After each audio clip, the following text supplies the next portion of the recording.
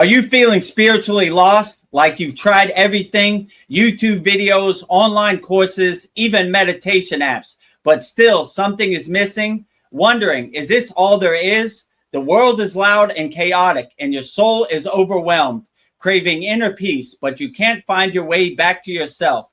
This is exactly why I created the Kriya Yoga Masterclass and my proven soul coaching system to help people just like you. This isn't a video you watch and forget. It's a daily spiritual lifeline that brings you back to your soul. So if you're done feeling lost and you're ready to start transforming, then come join us. This is more than a course. This is your lifeline.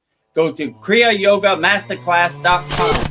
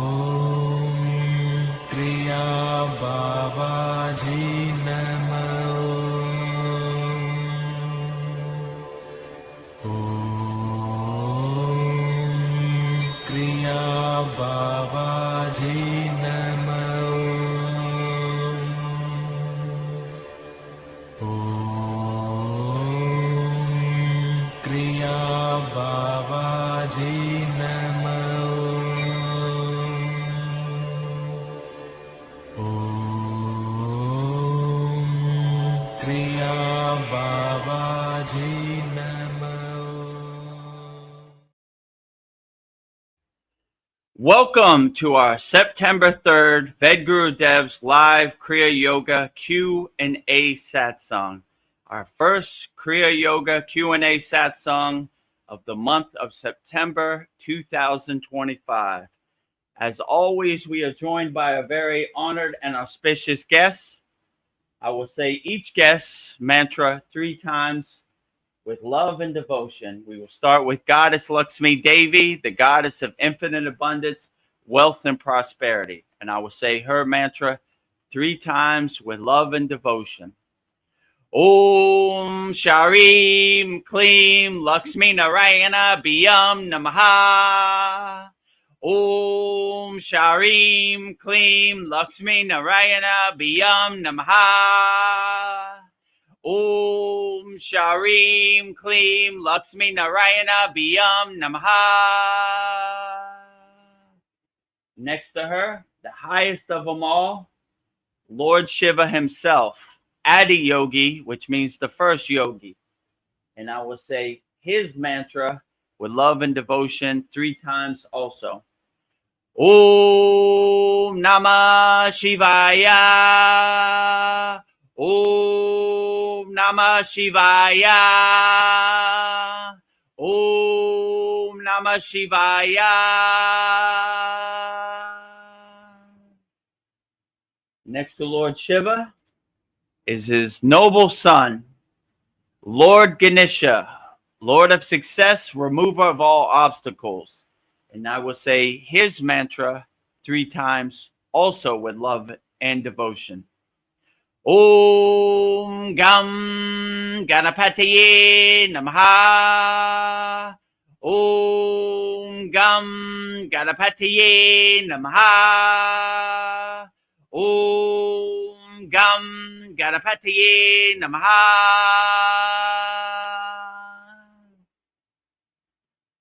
And in the front, the deathless, immortal Himalayan yogi, the fountainhead of Kriya Yoga, our beloved Sadgurudeva, Babaji. And I will say Babaji's Mula mantra 3 times also with love and devotion. Om Kriya Babaji Namo. Om Kriya Babaji Namo. Om Kriya Babaji Namo.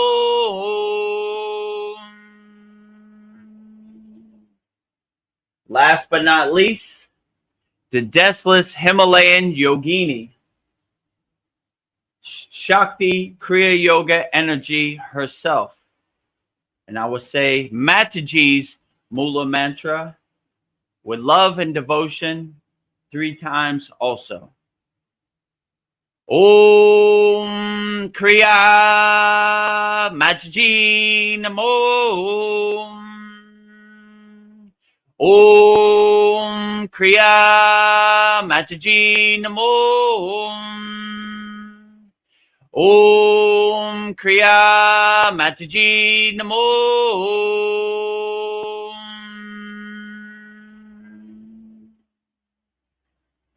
So with that said, we will start our September 3rd Vedgurudev's live Kriya Yoga Q&A Satsang. Bring Veronica to the stage and Paul to the stage. Namaste, Veronica and Paul. How are you doing today? Namaste. Namaste. Doing fabulous. How are you? Outstanding. Yeah, okay. It's been a rainy night here in Thailand. Monsoon rain, but rain, sleet, snow, or wind, whatever happens, we deliver Babaji's mail wholeheartedly, no matter what. No matter what. Oh, Sandy is here. Yay. Namaste, Sandy. She says namaste. Glad to have you here. Glad to have you. Namaste, beautiful souls out there in YouTube land.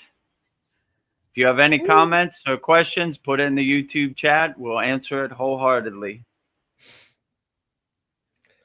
Yeah, we've been getting a lot of rain here in Texas also. I had to cut the grass early because whenever it rains, then the weeds, I don't really have grass. I mainly have weeds. It looks green. So as long as it's all cut to the same level, it looks like grass from a distance. Yeah, you could see here in Thailand, there's weeds all over the place. Anytime it rains, my yard turns into a jungle. So I try to keep it nice and trim, but any hint of rain, my yard turns into a jungle. As you can see back here and back here, you know.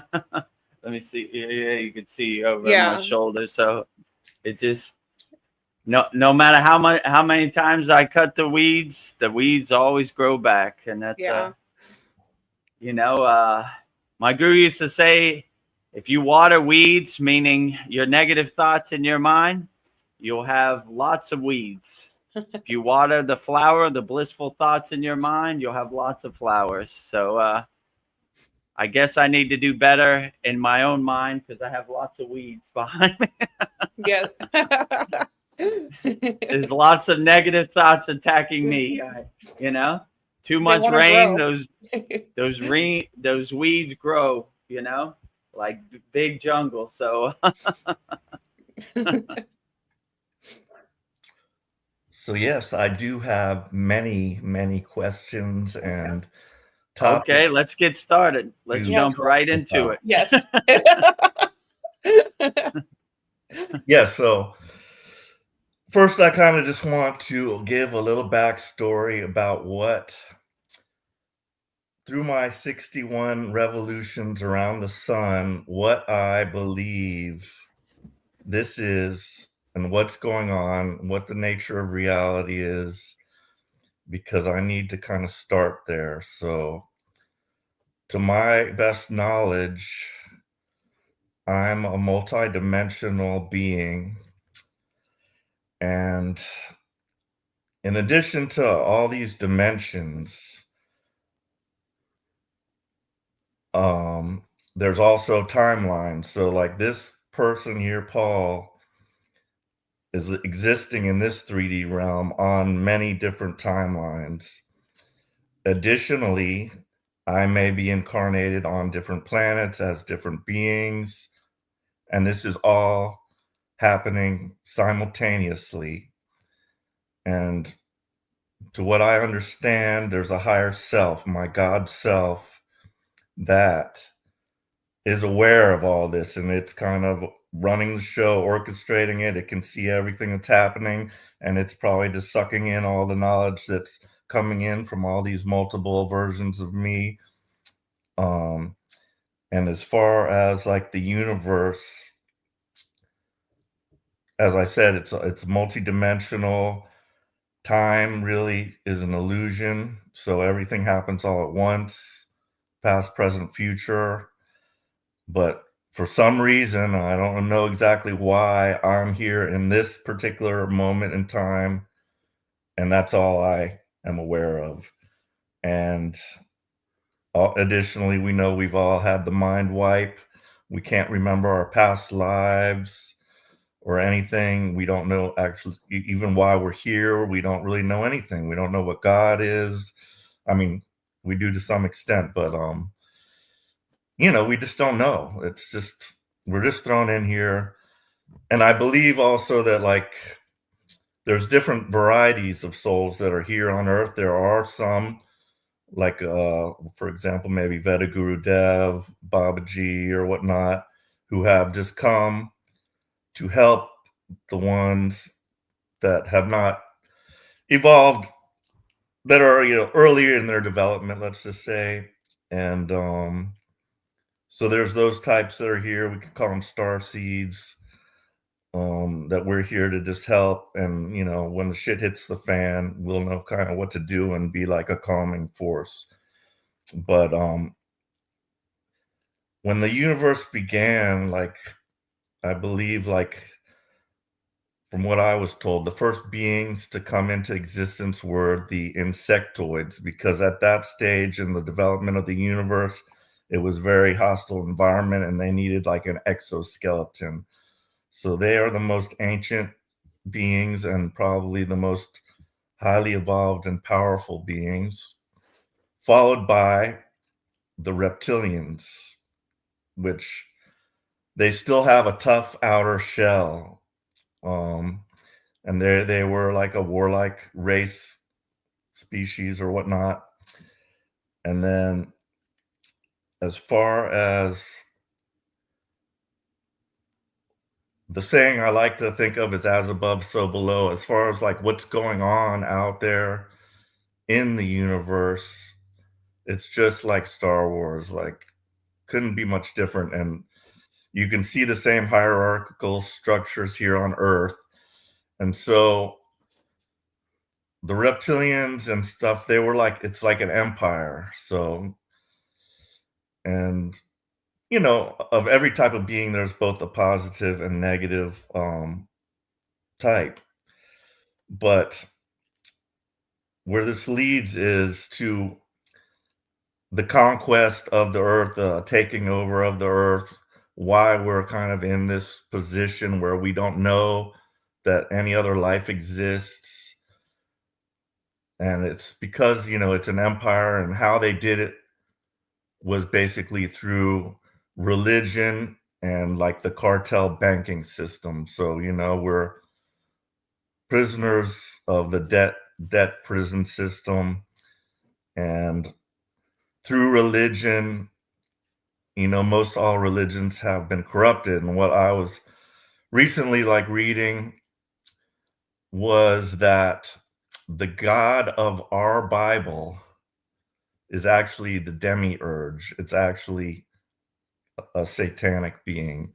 And Jesus, of course, his role was also, twisted around. In my opinion, I don't know if Jesus is an amalgamation of like various like Babaji type characters that came to the earth that are expressing the Christ consciousness and trying to just guide us. So my one question, okay, that I have is, was I created by source? I'll call it source, because as far as like all these words about God and stuff, all these words have been kind of like so corrupted and dogmatized, however you would say that, you know what I mean.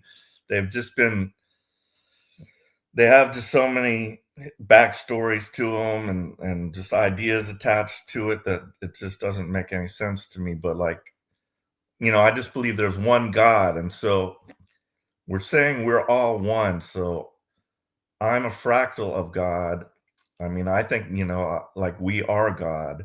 So was I created by God, or have I always been and always will be from the get-go? Yeah, so that's a tough question to answer. And I always give the disclaimer of a God defined as a God can find. So it's hard to say what God is doing. It's above my pay grade. It's beyond my comprehension what God is doing. So I would say with my best intuition that, yeah, we are all a spark of God, and God is the sun. God is the beach, and we are a grain of sand on the beach, We are a drop of water in the divine ocean, the infinite ocean of the universe. So I would say that, yeah, you're right, that the dogma has been more created to control us, right? And more monetize us, right? You've been conditioned to think that you need other people to connect you and align you with God. So you need a middleman between you and God. You are too low frequency. You are too unaligned to have a direct connection to God. So yeah, I would definitely say that all these dogmatic stories out there have been set up to put us behind the curtain and give us belief that we're not worthy to connect to God by ourselves. We need to go to a church. We need to go to a temple. We need to put money in the collection plate so it gets to God. But if you really realize God is inside you as you, and you are a reflection of God, then there's no real way to monetize that, or there's no real way to control that, because you would be like, why do I need you? I have a direct connection to God, So my guru used to say, we don't attach to stories. We don't talk about Kriya Yoga. We do Kriya Yoga, So that kind of deletes all the stories. Like, these stories are good around the campfire, but they don't really serve you in the present moment. And if you unattach to the stories and you really realize, like my guru said before, don't poop like an elephant 2,000 years. We poop like an elephant in 2025. So these stories, that was a different yuga. That was a different era. That was a different time. How does it serve me in the present moment? And if you really have that affirmation, how does any of these stories serve me in the present moment? Then you really see they don't. They're cool stories around the campfire, but they do not really serve you in the present moment. So I live my life personally when I do my daily puja or worship, whatever you want to call it. I see the reflection of God inside me as me. So I'm not doing puja or worship in a duality perspective. I'm doing it in a oneness perspective. I give the light to Lord Shiva, and I merge with that light. Lord Shiva is me, and I am Lord Shiva, or whichever deity you pray to. So I don't see the distance between me and God. I see the reflection of me inside God. So I would definitely say that you're right. When I pray to God, I pray to the God inside me, as a oneness perspective, as a wholeness perspective, not as a dualist perspective. Like, I'm not worthy to connect with God. I feel I am worthy to connect to God. And these Kriya Yoga practices we do are to remove all the blockages, remove all the obstacles, remove all the resistance, man. Make sure you become a pillar of light to God, so you can connect directly to God, right? With no middlemen. I don't want anybody else's God story to become my God story. So, you know, if anybody tries to tell me what God is, I don't believe them, because I've tested my connection to God. I've observed my connection to God. I felt my connection to God. I've experienced my connection to God. So I know my connection to God. So anybody trying to tell me how I feel or how I align myself and connect to God, I tend to get away from that person, you know? It seems like a good ghost story. And when you feel the essence or presence of God inside you as you, then everything they say, how could they even know what your connection to God is? These become like comic books or stories, you know? So I cultivate my own personal connection, and I don't want other people's ghost story to become my ghost story. But I would agree with you. I see the reflection of God inside me as me. It's not like a dualist perspective. God is up there on a cloud and I'm down here. I say God is here and I am here. So I become a radio antenna transmuting the God symbol, you know, becoming a nuclear power plant, radiating the God signal, you know, as much as I can. But it's a work in progress. I'm not going to say I have all the answers, because I feel no one really has all the answers, you know. So I would just say I'm a house under construction, always under construction. I stay light on my feet, you know. I pivot, change course. I try to have an open-minded perspective.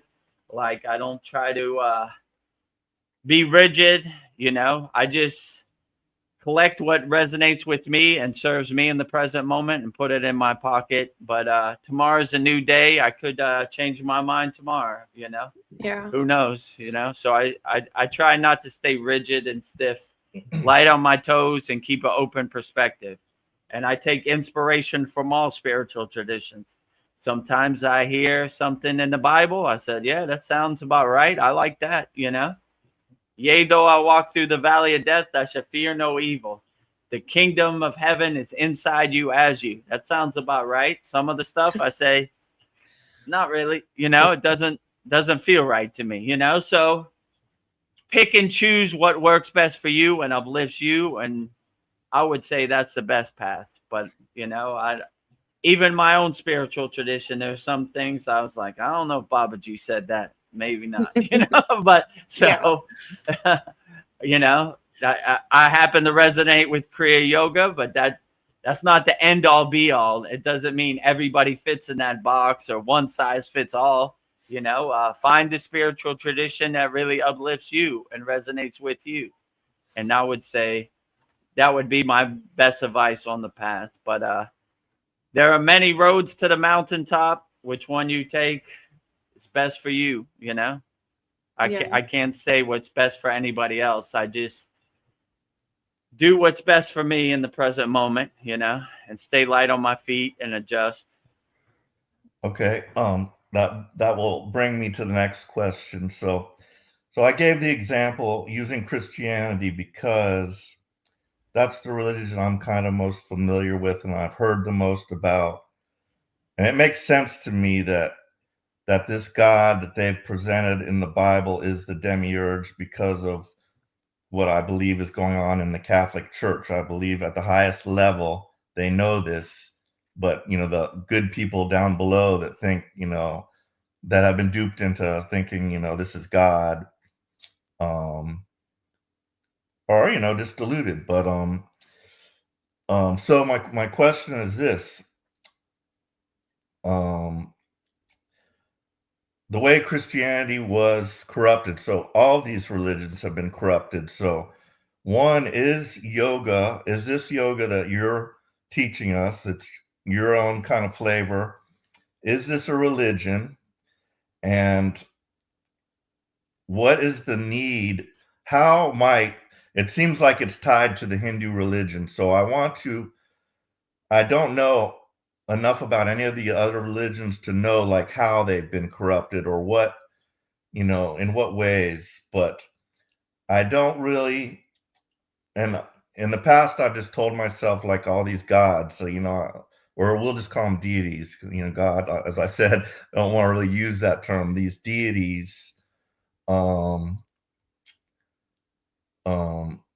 like, what is the reason? Are we worshiping these deities? Are we like asking Lakshmi for her favor so that we can get abundance? Like I've taught myself that that's just an aspect of God, and I'm mainly just giving thanks to the abundance that I already have, and it's an aspect of God.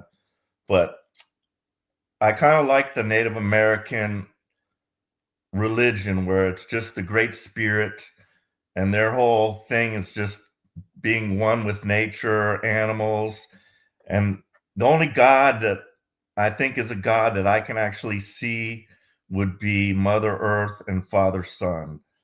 Those are two deities that I can actually see and feel.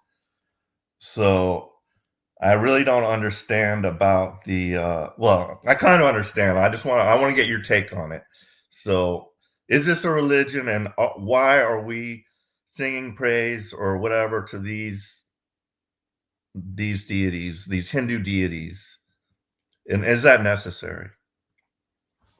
Yeah, so I would say what my guru said, the supreme science of Kriya Yoga, or the science of God, like Krishna says in the Bhagavad Gita, yoga. So we don't look at it as a religion at all. We look at it as a science. We test it, we observe it, we experience it, we feel it, so we know it. I don't want you to have blind faith in anything I say. I want you to test it and see if it resonates with you.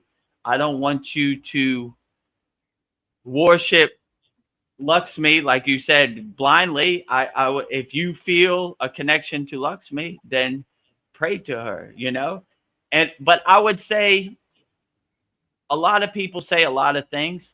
I would just do what uplifts you and makes you feel the best in the present moment. If you love Lakshmi, who cares what anybody else says? Who cares if they say Lakshmi is the demiurge, right? A lot of people say a lot of stuff. The internet is a war zone of junk that doesn't resonate with me. I will say that's one of the main reasons I started the Kriya Yoga School, because I was like, oh my God, there's so many people talking about yoga and talking about the chakras and the pineal gland and all, so I would just say that if, regardless of what anybody says about anything, if you resonate with a certain deity, it doesn't matter, because it's only, my guru used to say, it's only between you and God. So like, if if you love Babaji, who cares what anybody else says? It makes you feel good. It uplifts you. I mean, I don't care what my neighbors think in my village about my statues, because it makes me feel good and it uplifts me. So if anybody calls it, oh, those are false idols, or those are the demiurge, or I don't care. It makes me feel good. It uplifts me. So if you feel uplifted by worship, why not? Who cares what anybody else says? They don't know how you feel in your body, So why not? I don't worship these gods because it's some kind of dogma or it's some kind of rules or regulation that I've been conditioned to. I genuinely love Gayatri, That's why I say it. I'm not saying it, to get more money in the bank of heaven or the astral plane. I'm doing it because it generally makes me feel good.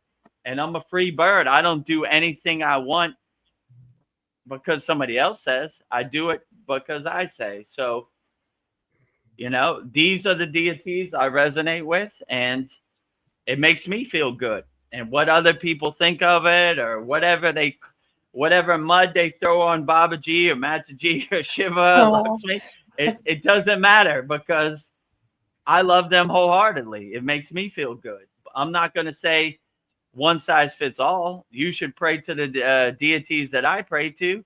I'm just saying, find the deities that uplift you and make you feel the best. And what other people say on the internet, it's a cool ghost story, but it doesn't resonate with me. You know, let me tell you how you should feel about Lakshmi or Babaji. Nah, no thanks. You know, I know how I feel, and if you don't feel the same way, that's fine. Find a deity that you resonate with, or if you don't resonate with any religion or any deity, that's perfectly fine too. Like they say in yoga, nirguna and saguna, which means form and formless, right? And there's no right or wrong way. If you pray to Mother Earth and Mother Sun, formless is perfectly fine. If you pray to a picture of Babaji or a statue of Babaji, it's perfectly fine. They all go back to the same place anyway, so what difference does it make? So there's no one size fits all, you know. That's why when other people say this is truth and this is, it might be truth to you, but it might not be truth to me. So it's imperative to all people to find their own path and what they resonate with, and there's no real one size fits all. Like I would say have a God of your own choosing, you know, which God you like, it's perfectly fine. And if it resonates with you, then why not? You know, if you really resonate with the stories of Jesus, why not? You know, in the Kriya yoga tradition, we prefer to pray to Christ consciousness, you know, like on Christmas, we did a class. It was basically, you know, aligning yourself with Christ consciousness. So we prefer to, instead of praying to the story or worshiping the stories, we worship the consciousness, the inner essence of each deity, you know, inside us, as us. So yeah, this is a tough question to answer, but hopefully I answered it okay. You know, I'm a house under construction also, so I'm trying to find my way around in the dark also. So I don't have all the answers, and nor do I claim to. And I try to stay away like this is truth, yeah, or this is false, because how would I know what's real and what's not? I'm just trying to do my best in the present moment. So I'm figuring it out. I'm staying light on my toes also. I try to have an open mind to all perspectives. Yeah. Well, Vanessa says that she says, hello all. I'm just watching while I cook. Okay, that's perfectly great. Enjoy the conversation while you're cooking. Sandy says, great questions, Paul. I am big on experimental knowledge and have come to see that when we are grateful for their help grows. I love how Vedagurudev is talking about testing things out. And then her second part, she says, they're meaning the spirit realm and whatever deities or energies you resonate with. Ancestors are included in this group for me. And then Zane, he says that, hi, I am also watching while I am preparing my breakfast. And then Zane and Sandy say hello to each other. Outstanding. Great food, great conversation. Feel free to connect and have a conversation on the YouTube chat. Yes. You know? Or put your questions in there to me. Yeah. So I would just say there's no one size fits all, you know. Do what resonates with you, and what other people say, don't let their story become your story. Don't let their God become your God. Just have a God of your own choosing. Don't borrow beliefs from other people. Just, yeah, figure out what uplifts you, and I don't see how it could be wrong. And what other people say about your spiritual practice, it really doesn't matter. It's between you and the God of your choosing. When I was in the Himalayan mountains, we took inspiration from all spiritual traditions, you know. Agoris, I really resonate with their renunciate path, their sannyasi extreme path of staying away from people doing their own inner work, sadhus, lamas, Buddhas, Taoists, whoever wanted to walk, we took inspiration from them. Every night at the campfire, if we had an audience of different spiritual traditions, tell us. We're open-minded to it. And when you go to Lake Shrine, SRF, and Pacific Palisades, who were just reopened from the California fires, so thank God for the Kriya Yoga Mecca, the sanctuary, reopening again. They have meditation gardens for each spiritual traditions. We honor all spiritual traditions. There's no right or wrong way. Even though I resonate with Kriya Yoga, that's not for everybody, you know. It's not one size fits all. So, you know, I prefer to not attach to the story aspect. We, in our tradition, or what my guru would say, we detach from the stories and we do our own inner work. We test it, we observe it, we experience it, we feel it, so we know it. So if anybody tells you that Jesus is the demiurge or the fake God, you don't believe them, because anytime you pray to Jesus, you feel uplifted, you know? So that's the way I go about it, but I stay light on my toes. And yeah, I look at the glass half full, not half empty. So anytime anybody says anything about, how can I say, the soul trap, the demiurge, or false gods or false idols, I just use my own discernment and say, doesn't resonate with me. And how would they know what your connection to God is? You know, it sounds like a cool ghost story, like, cool story, bro, but there's no way you can know how everybody feels about God. It's not, everybody's not in one box. There's, you know, some people enjoy fruit, some people enjoy meat, some people enjoy vegetables. Does it make it wrong? No, everybody has their different path, and it's not one size fits all. So I don't know. And how could I say, when people talk bad about different deities, I don't resonate with it, you know? Like when somebody says it's the demiurge or it's a control mechanism, I'm like, not for me, it's not. I have never felt controlled by any religion. I'm a free bird, and what I do whatever resonates with me. You know, I'm not going to say I'm going down with the ship. Just in the present moment, I love Babaji wholeheartedly. I love Mataji wholeheartedly. I love Shiva. I love Lakshmi. I love Ganesha. Tomorrow it might change, but as of right now, that's the way I feel. And you know, and when I look at them, it puts a smile on my face and it uplifts me. You know, I'm not going to say I'm the best yogi. I get out of bed sometimes and I say, oh, damn, satsang today. You know, it's raining. I just want to go back to bed. But then I look at Babaji's face and I say, whoo, all right, let's get to it. You know, it's like a breath of fresh air. It's a morning coffee for me in my spiritual practice. So, yeah, I would just say, have a God of your own choosing, and that's perfectly fine. Don't let other people's God become your God, or don't borrow any beliefs. And, you know, this took me a long time to come to this realization, you know, and like Paul said, I was born into a Christian tradition. My mother's a Christian.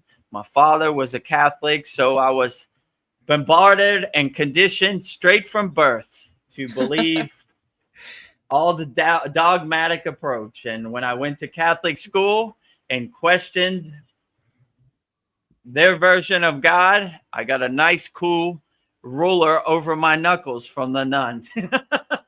Nice, cool. We've done all the thinking for you, right? So you don't have to, right? You know, Vedagurudev, I have a question. Mother Superior.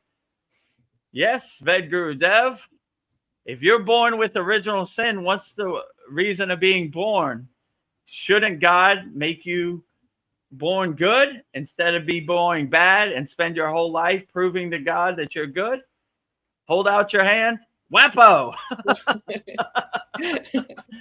And my father, he's read the Bible like, I don't know, hundreds of times. So he knew all the flaws in the Bible. So his cool joke every breakfast was, when you go to school today, make sure you tell the nun this. And yeah, my knuckles are probably still swollen to this day.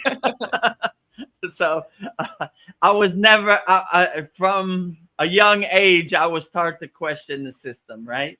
And yeah, so I would question everything, and I wouldn't regurgitate anybody else's story as your story. I would use your own discernment and use your own discrimination to see what is real for you, and what is real, what is truth, and what is false.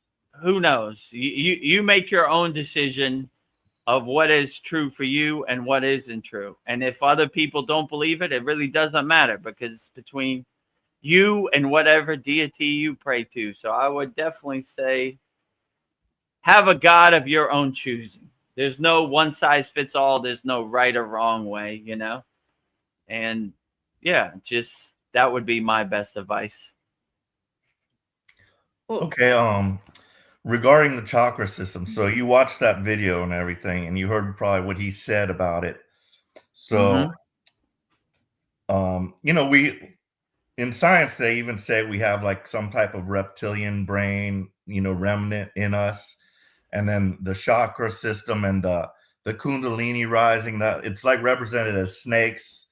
So he says this is an implant, like we were genetically modified or whatever, you know, as a control means. I don't know how that helps to control us, but and he said it's really, and also about the DNA. Oh, we've only got 2. We need to upgrade to 4. He says none of that matters. The chakra. He says everything is in the heart. He says just go from here to here, like, you know, it's pretty much also, you know, what you're saying in a sense of just, you know, what resonates with you and everything like that. But do we need the chakra system? Like, it makes sense to me because I know about electricity and electric fields. So it feels real to me that there's various electric fields in us that are like slightly different. But as far as the pineal gland, that's like the biggie that he said it was like in a weird shape, like squares or something, and nature doesn't make he says that's part of an implant, you know, that was, you know, way back when the reptilians were here, you know, if that story is true, that you know, it was implanted in us, but that we don't need any of that. What would you say about that? I'll make it short and sweet. How would he know? You know, how would he know what the reptilians are doing? And I don't know. You know, like, it's funny because he said, like, feel in your heart. That's a chakra. But I don't believe, yeah, I don't believe in the chakras, but feel in your heart. You mean the heart chakra, the anahata, right? So if you're throwing out the baby with the bathwater, just, you know, like, I don't know, you know. So I would say about these reptilians and these implants and all this stuff, it sounds like a cool story, but how would he know? You know, how would he know? Like, I've never felt this at all. These are, you know, one thing I realized, I'll tell you a good story. So there are many stories about Satupon Lake, the lake I went in the Himalayan mountains. This is the ashram of Babaji. This is where Babaji lives, right?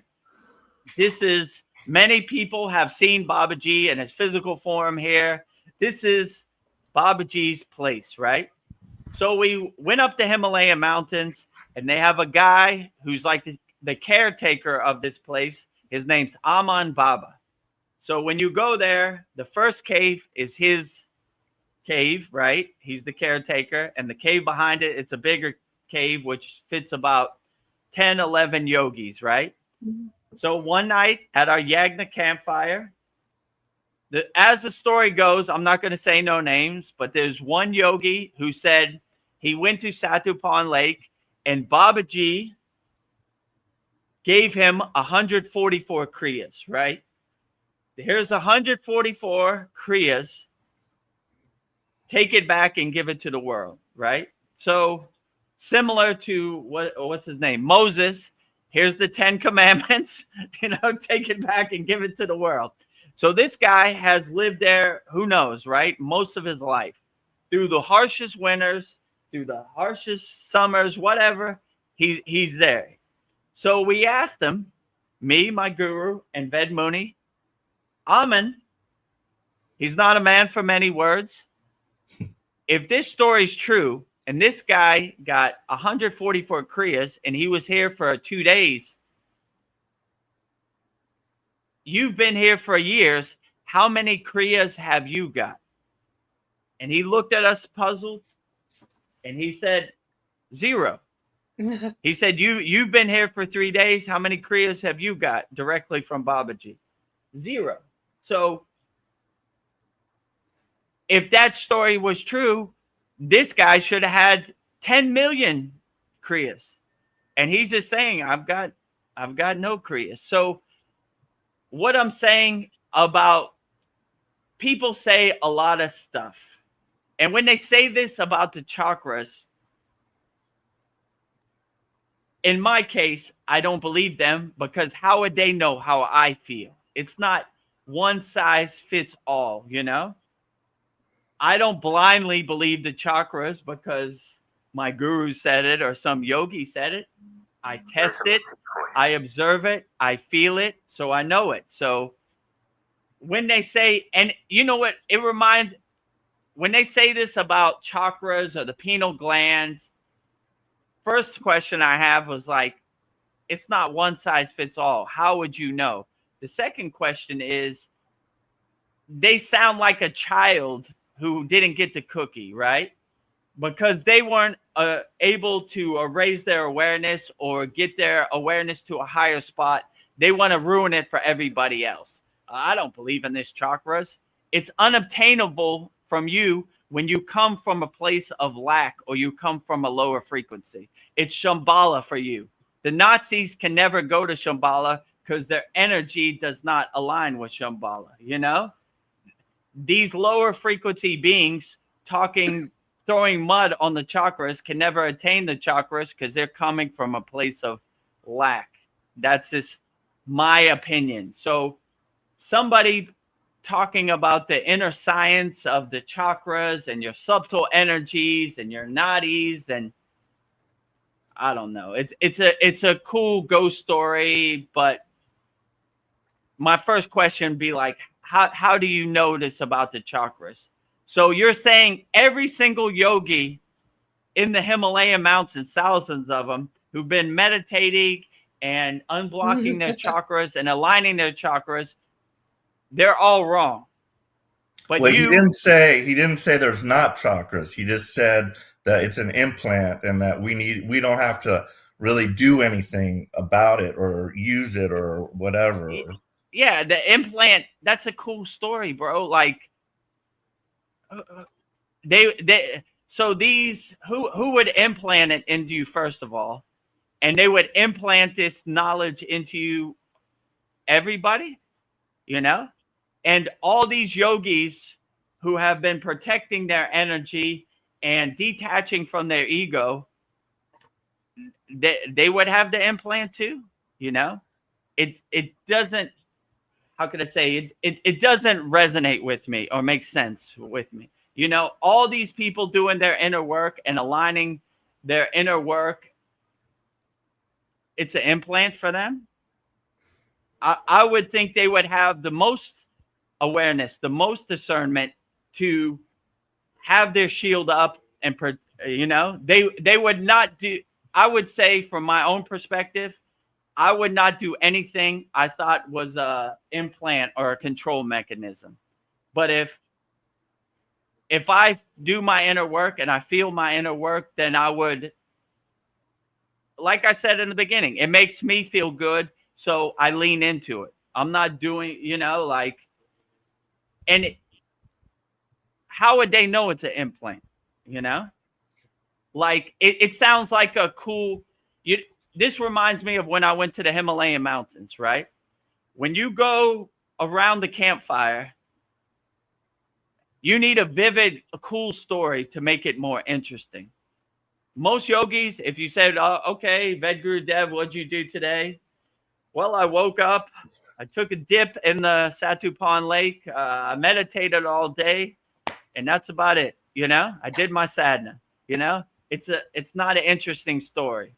You need a cool comic book, like this is an implant, and Superman fought Batman, and it was a crazy story, and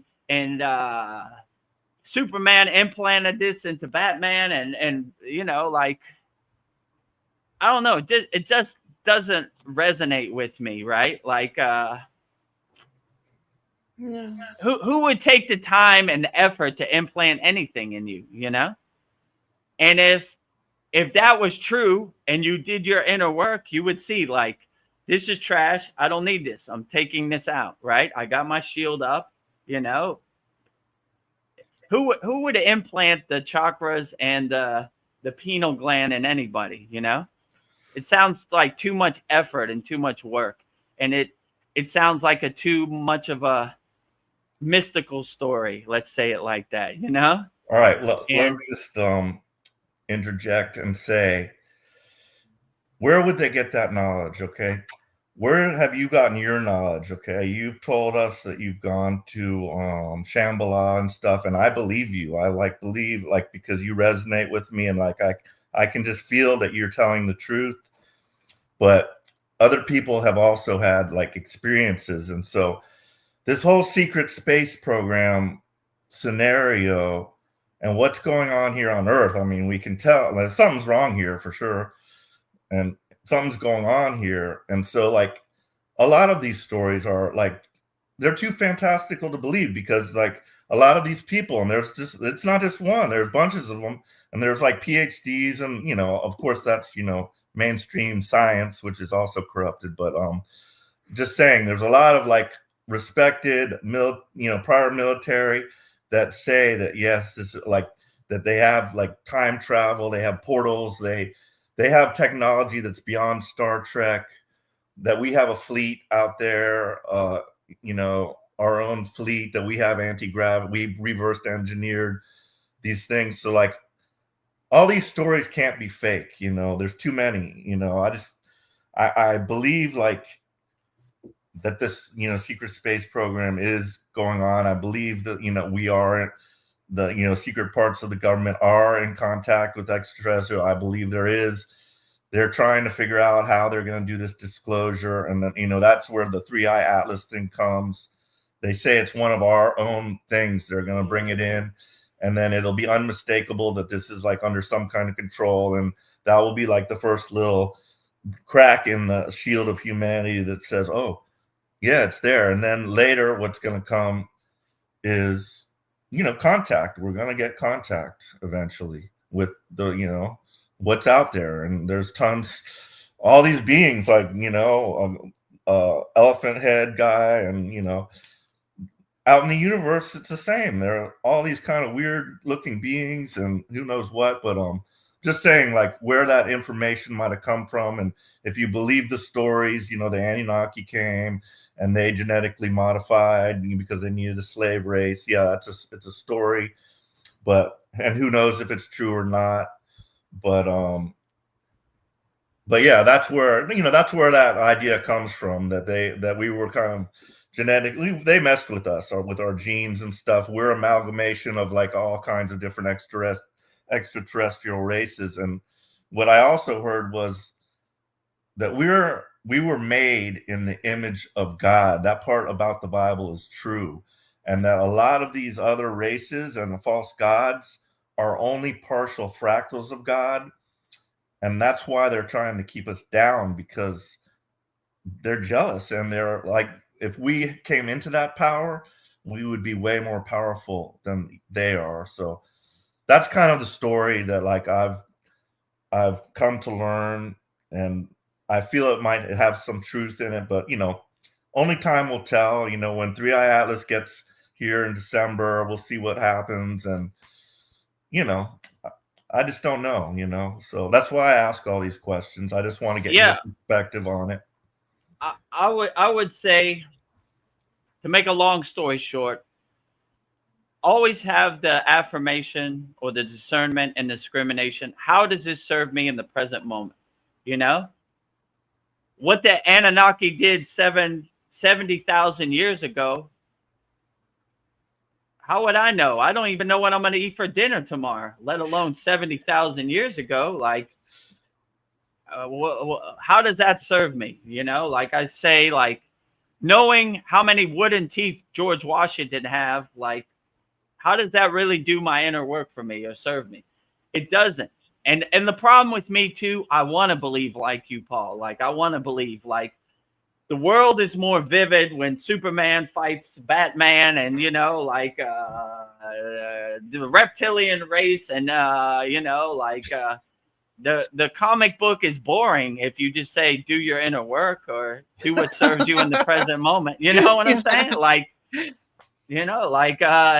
it's campfire time. Have a good magical story, a mystical story to tell around the campfire. If you just say I meditated all day, it's a boring campfire story. So yeah, I don't know. I would just say do what serves you in the present moment, and these are good things, but I wouldn't get too attached to it. I'm not saying it's real or fake. I always just can't come down to the part of how does this serve me and uplift me in the present moment, and I really see that it doesn't. It's like what Kim Kardashian wears to the Grammys. Like, who cares? Like what the Anunnaki did 70,000 years ago, I don't know. I'm just trying to get through today, I have so much work on my plate today. I'm not even concerned with anybody else or what they do. And, I look up in the sky and I don't see no Anunnaki spaceship. Doesn't really serve me today. Who really cares?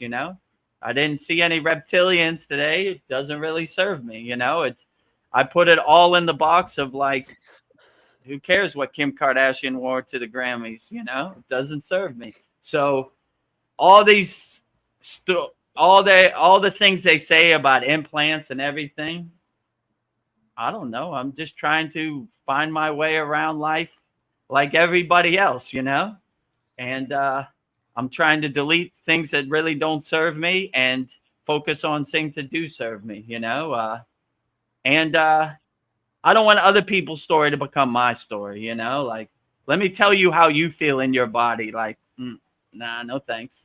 Yeah. The chakras that you open every day and you say the Bija mantra for, that's an implant. Well, maybe to you, but not to me. It makes me feel good. I'm not doing it to prove anything to anybody else. I like it, I open my pineal gland all day, every day, so regardless of what you say, it makes me feel good. So I would just say, do what makes you feel good. And I don't know. But the problem is, I'm like you, Paul. I want to believe, right? Life is more vivid and more magical if there's some stories out there. If you just wake up and do your sadhana, it's pretty mundane and boring. Yeah, the X-Files was like one of my favorite shows. I want to believe, like Mulder, I want to believe. But Yeah, the problem is, I do kind of believe. I've been studying this since I was like 11 years old. I read Chariots of the Gods. I was like fascinated with the Bermuda Triangle, Bigfoot, all that stuff. I read all kinds of science fiction, and I was taught that was fiction, but I'm finding out that it might not be. But so, like, I think we're here at a very exciting time. I do believe some kind of shift is coming. I don't know what that's going to look like. I don't know what's going to happen, but I do believe, we're going to get within our lifetimes, we're going to get, you know, first contact, at least with the general public. You know, the secret government's already had that long ago, since the 47 or whenever. But yeah, so like I think, you know, according to the yugas and everything, I believe, yeah, we're going into the age of light. I don't know how this is going to happen. You know, like I've heard about the solar flash, you know, that maybe that will strip away the veil. You know, all of a sudden, solar flash, bam, veil gone. I remember all my past lives now, and this is my mission, and this is why I'm here. You know, like, you know, so like I'm excited about that. I think that's something along those lines is going to happen.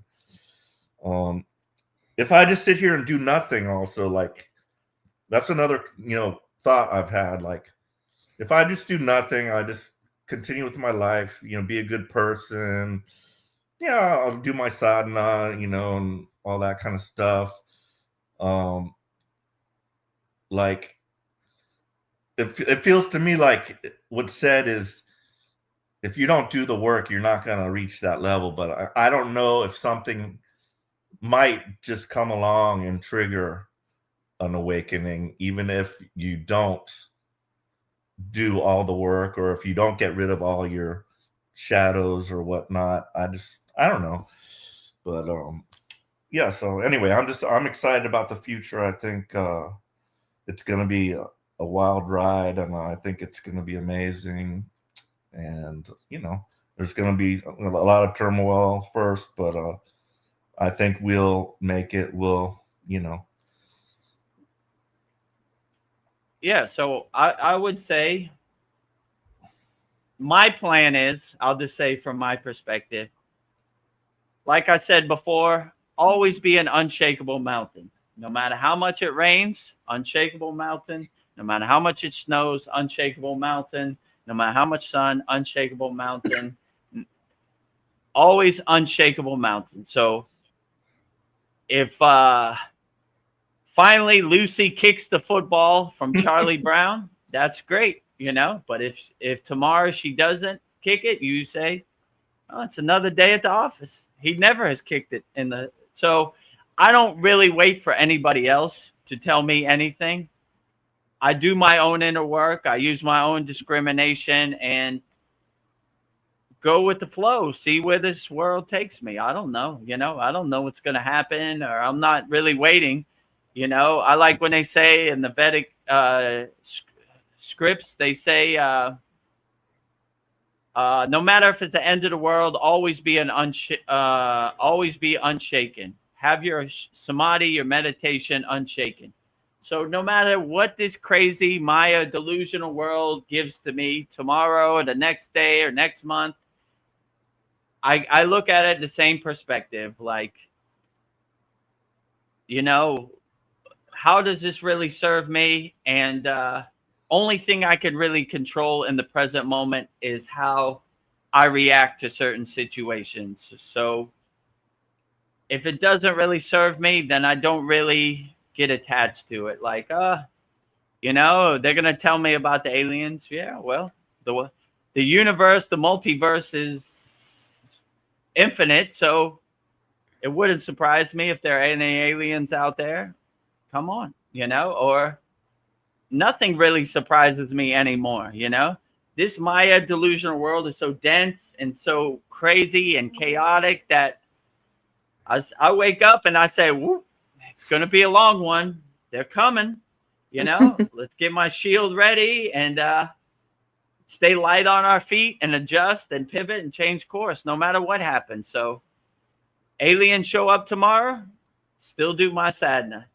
Aliens don't show up, still do my sadhana, you know? So I carry on. I don't change no matter what. I stay light on my toes and I say, interesting, you know. When I watch Chad's videos, or used to watch Chad's videos, I kept an open mind. One sun, two suns. Sun to the right, sun to the left. Two suns. Who knew? Okay. I don't know what I'm going to do with that information. I'm going to still do my yogic practice that makes me feel good and gets me through the day. And if there's 100 suns, still do my practice. If they're one son, still do my practice. You know, if the government tells me about aliens, my practice doesn't get shaken. You know, okay. Same thing as every day. So Yeah. I don't really try to, I don't know, let the external world control my internal world. Let's say it like that. So whatever happens, I just look at it like a movie on the stage of life. I'm in the audience and like, look at that. That's interesting. You know, three-eye atlas. Look at it. It's up there in the sky. It's coming. Okay, when it arrives, let me know. You know, let me see. No, not today. Okay, well, not today. Maybe tomorrow's a new day, but we'll see. You know, these people out here have a lot of magical stories, but if I don't see it in the sky above my house, it really doesn't serve me. You know, so yeah, so that's what I would say. You were gonna say something, Veronica? Yes, how we're on this, I just wanted to get to Sandy and Zane's comments before we go somewhere else. Sandy says, experiential understanding of sin from my experience. When you connect to these true light beings, you feel they are benevolent. Their frequencies are a high vibe. And then Zane says, even if they are negative ETs, it will still trigger global awakening. All those online spiritual channels will get a sudden boom to find the answers. I hope something happens. It will raise the consciousness of humanity and planet. We need this. Yes. That's what Zane said, right? Like, yes. We'll get a spiritual boom. Yeah, could be.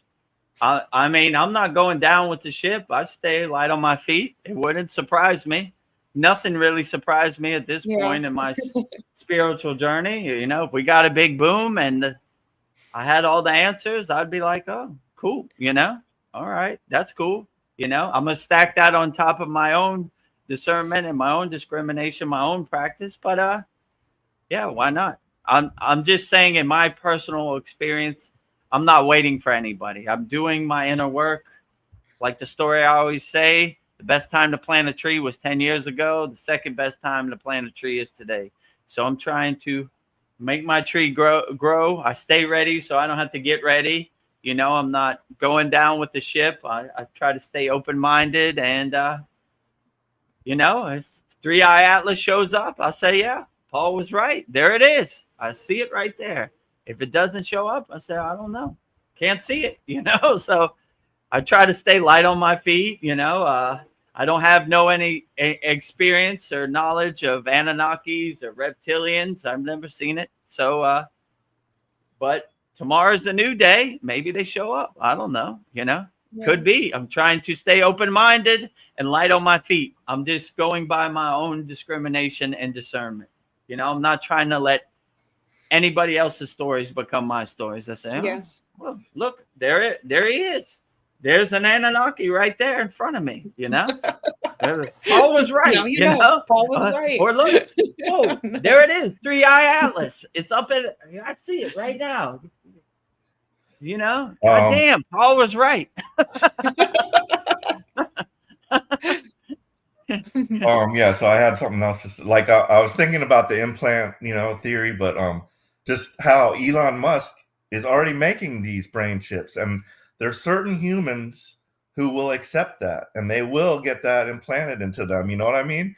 So I think there's going to be like 3 groups. One is going to be the one that accepts all this technology, they get implanted and stuff like that. And then you got your cabal people that are all self-serving. They're going they're going to be, you know, evicted from the planet, or I don't know how that's going to work, but you know, those evil people are not going to be allowed here. But then you got your technological ones that are going to do that. And then, like if a spaceship comes and all, you know, they say, oh, it's the end of the world. It's the end of the world. We've got these arcs. Everybody who wants to can come and get on that this arc, because the Earth is going to be, there's going to be a pole shift or whatever. Will you get on the arc or not? You're asking me? Yes. Yeah, I would lead with my soul. I would ask my soul. I would use my own discrimination. I wouldn't blindly regurgitate their narrative. Is this arc real? So when you sent me this video, I scanned this guy's energy, right? Okay. That's what we do. And I feel the energy and I say, off, frustrated. In my opinion, maybe for other people, it's good energy. So I would do the same thing with the arc. Let me meditate. Let me go into my samadhi state. Let me clear the noise and the clutter and the chaos. And let me ask my soul, my inner self, use my own discernment. Yes or no? I know they say this and I know they say that. Should I get on the arc? Or should I stay and do my inner work or whatever, you know? Should I help people boots on the ground or be on the front line, whatever, right? And that's what's tend to give me the answers, right? In yoga, they call it darshan, right? When you align yourself with your inner self, the answers come readily, right? Or spirit guides, if you have your ears open, I have a difficult decision to make. And what say you? You know? I don't answer questions blindly. I'm really acknowledging you at this point. I need some darshan. I need some intuition. I need some insights of which path should I go? Should I go to the right or should I go to the left?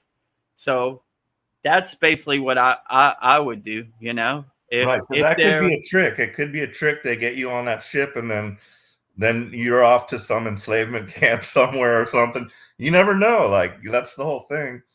But and if these malevolent beings, or I don't know what you call them, evil beings, trick you, that's their karma, you know?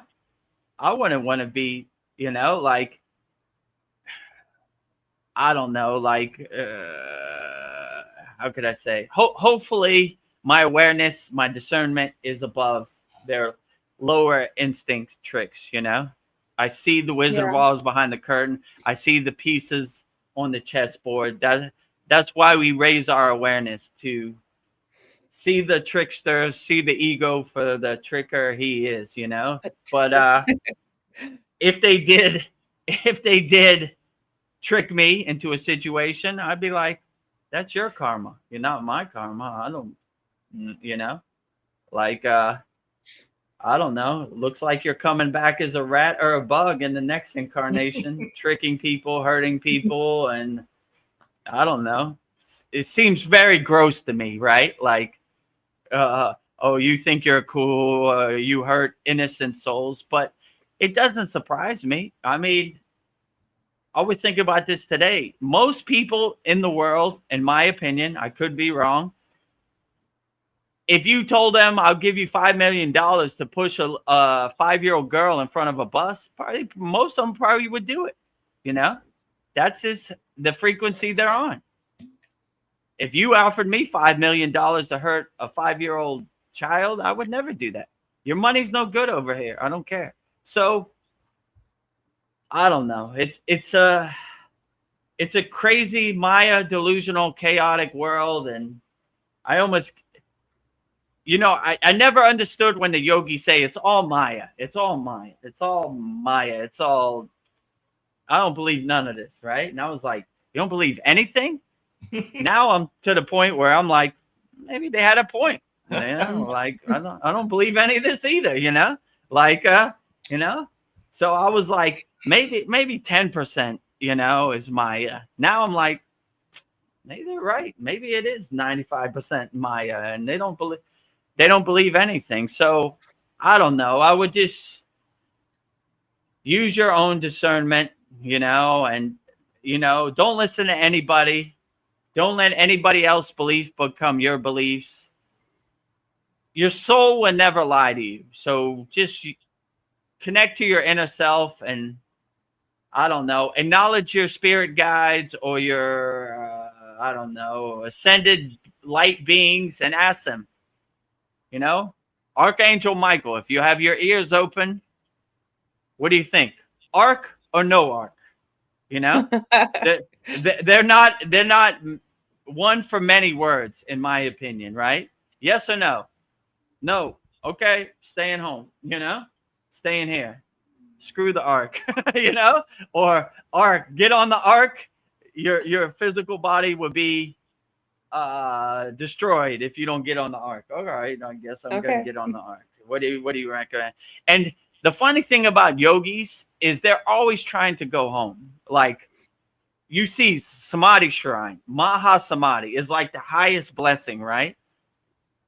If this world is destroyed, I'll be happy to go to the astral plane and say, hey, Babaji, I went as far as I could.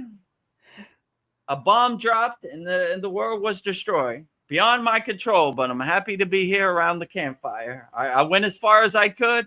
It's beyond my control what happened, you know? So most of these yogi songs are, I want to go home. I want my fruit, my soul, to detach from the tree. Om Namah Shivaya Trayambai Yajamahe, right? Yeah, I've had enough. Time for Mahasamadhi. I'm coming home. I'm taking the divine flight. This world has become too overwhelming. I'm going home, you know? So I don't know. That's what I would say. So arc or no arc, I would request an audience with Babaji. And if I pick up the red bat phone, you know, he knows it's a important call, right? Vedagurudev on the phone line. He don't never call me for nothing. He's good always. So this must be important. Babaji, sorry to bother you. I know you're not a man for many words. Arc or no arc? No arc. Okay. Have a nice day. You know. Carry on. Keep up the good work. You're doing the best job at anybody. Tell Mataji I love her. And I love you too, Babaji, and all the ascended masters and all the Kriya yogis. They're the greatest, you know? Vedagurudev out, you know? Out. Peace out. Peace out. Carry on the good work. So, yeah, if there was an arc or there wasn't an arc, that's probably what I would do, you know? And until that day comes, you know, I don't really know, you know? My mind could change, you know, but that's kind of how I live my life now. I lead with my soul, and what other people say or do, I try to align myself with the pillar of light and the stream of consciousness or the Akashic records, whatever you want to say, and let them guide me. Okay? Ascended masters, archangels, Kriya yogis, light beings, what say you? Let's take a vote. How many for arc? You know, 5. No. How many for not arc? 3. Arc it is, you know. How many for non-arc? 15. How many for no arc? 5. Okay, no, you know. So, you know, I try to acknowledge my spirit guides and let them fill in the blanks, you know. So that's basically what I would do, you know. Is it the right or wrong way? Who knows, you know? Yeah. Well, Zane agrees with you. He says, yes, I also feel the time for harvest is here. I will meditate in the deep forest and ask my heart which way to choose. Sounds like a good plan. That's what that sounds glorious, right? Oh, yeah, I would go into the forest, the jungle in Thailand, or you know, and go into a state of silence, and the answers would come to me, you know. Yes, and he said that most probably Babaji will say no arc. No arc. That's what my discernment tells me, but you know, we'll see. You know, that's what I also heard. Don't go on the arc. Yeah, could be the arc, could not be the arc. I don't know. Tomorrow's a new day. Who knows? So my discernment says to me in this present moment that Barbara Z would say no arc, right? You need to be boots on ground, and you need to help people, let them take their arc and whatever, So, but tomorrow could change. I don't know. So when he just said harvest, does that mean anything to you? Because, there's the story of the separating of the wheat from the chaff, like there's evil people on here on earth. And, there's going to be like some type of harvest. Either the evil gods, the false gods will harvest your soul and keep you in slavery, or you will, go on with Mother Earth or whatever. Like, do you think anything about the harvest? Like what he said about that? Because that is what they did call it, like a harvest. Yeah. So I would say all the years of sadhana and all the inner work I've done, if they want to harvest me, come on and get it. Let's dance. I'm ready for it. Like, come at me, bro. Come at me, bro. Right. Like, that's the best you got. You want to harvest me? I got a nice clear foot right for your ass. I stay ready so I don't get ready. What day you want to harvest? Drop a pinpoint and I'll meet you there and we could dance whenever, right? I'm not scared of the devil. I'm not scared of death. I'm not scared of any of that harvest. So harvest away. Is that the best you got? And I would say if they could harvest me, which I highly doubt, I need to do more inner work. I need to make my shield stronger, right? That's what all the inner work I'm doing is waiting for this, I'm looking for the opportunity to test my metal, to test my shield, right? Harvest, come on. Whenever you're ready, But like I said before, like, maybe hypothetically they could harvest lower frequency beings. Higher frequency beings, I think they're gonna pass over this house. Yeah. Let's say it like that. It's too much work. It's too much a fight. I want easy targets to harvest, right? This guy, we're gonna have to pack a lunch with him, right? Vedagurudev, he wants to smoke, he wants to dance, right? It's too much work. We pass over his house, you know what I'm saying?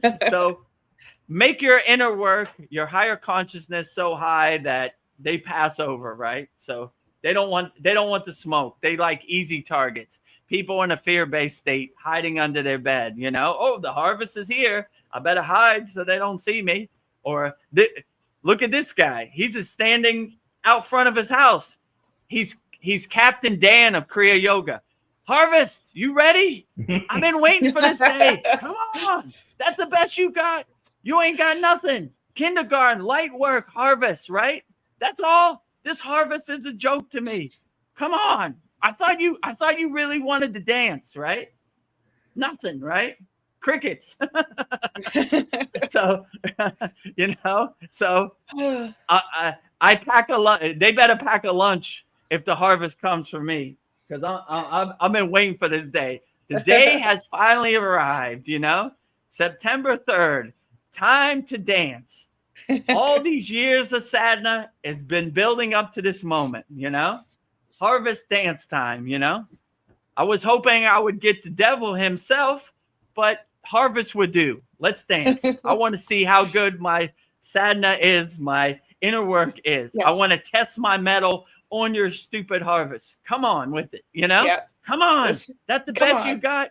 This storm is light work. Kindergarten over here.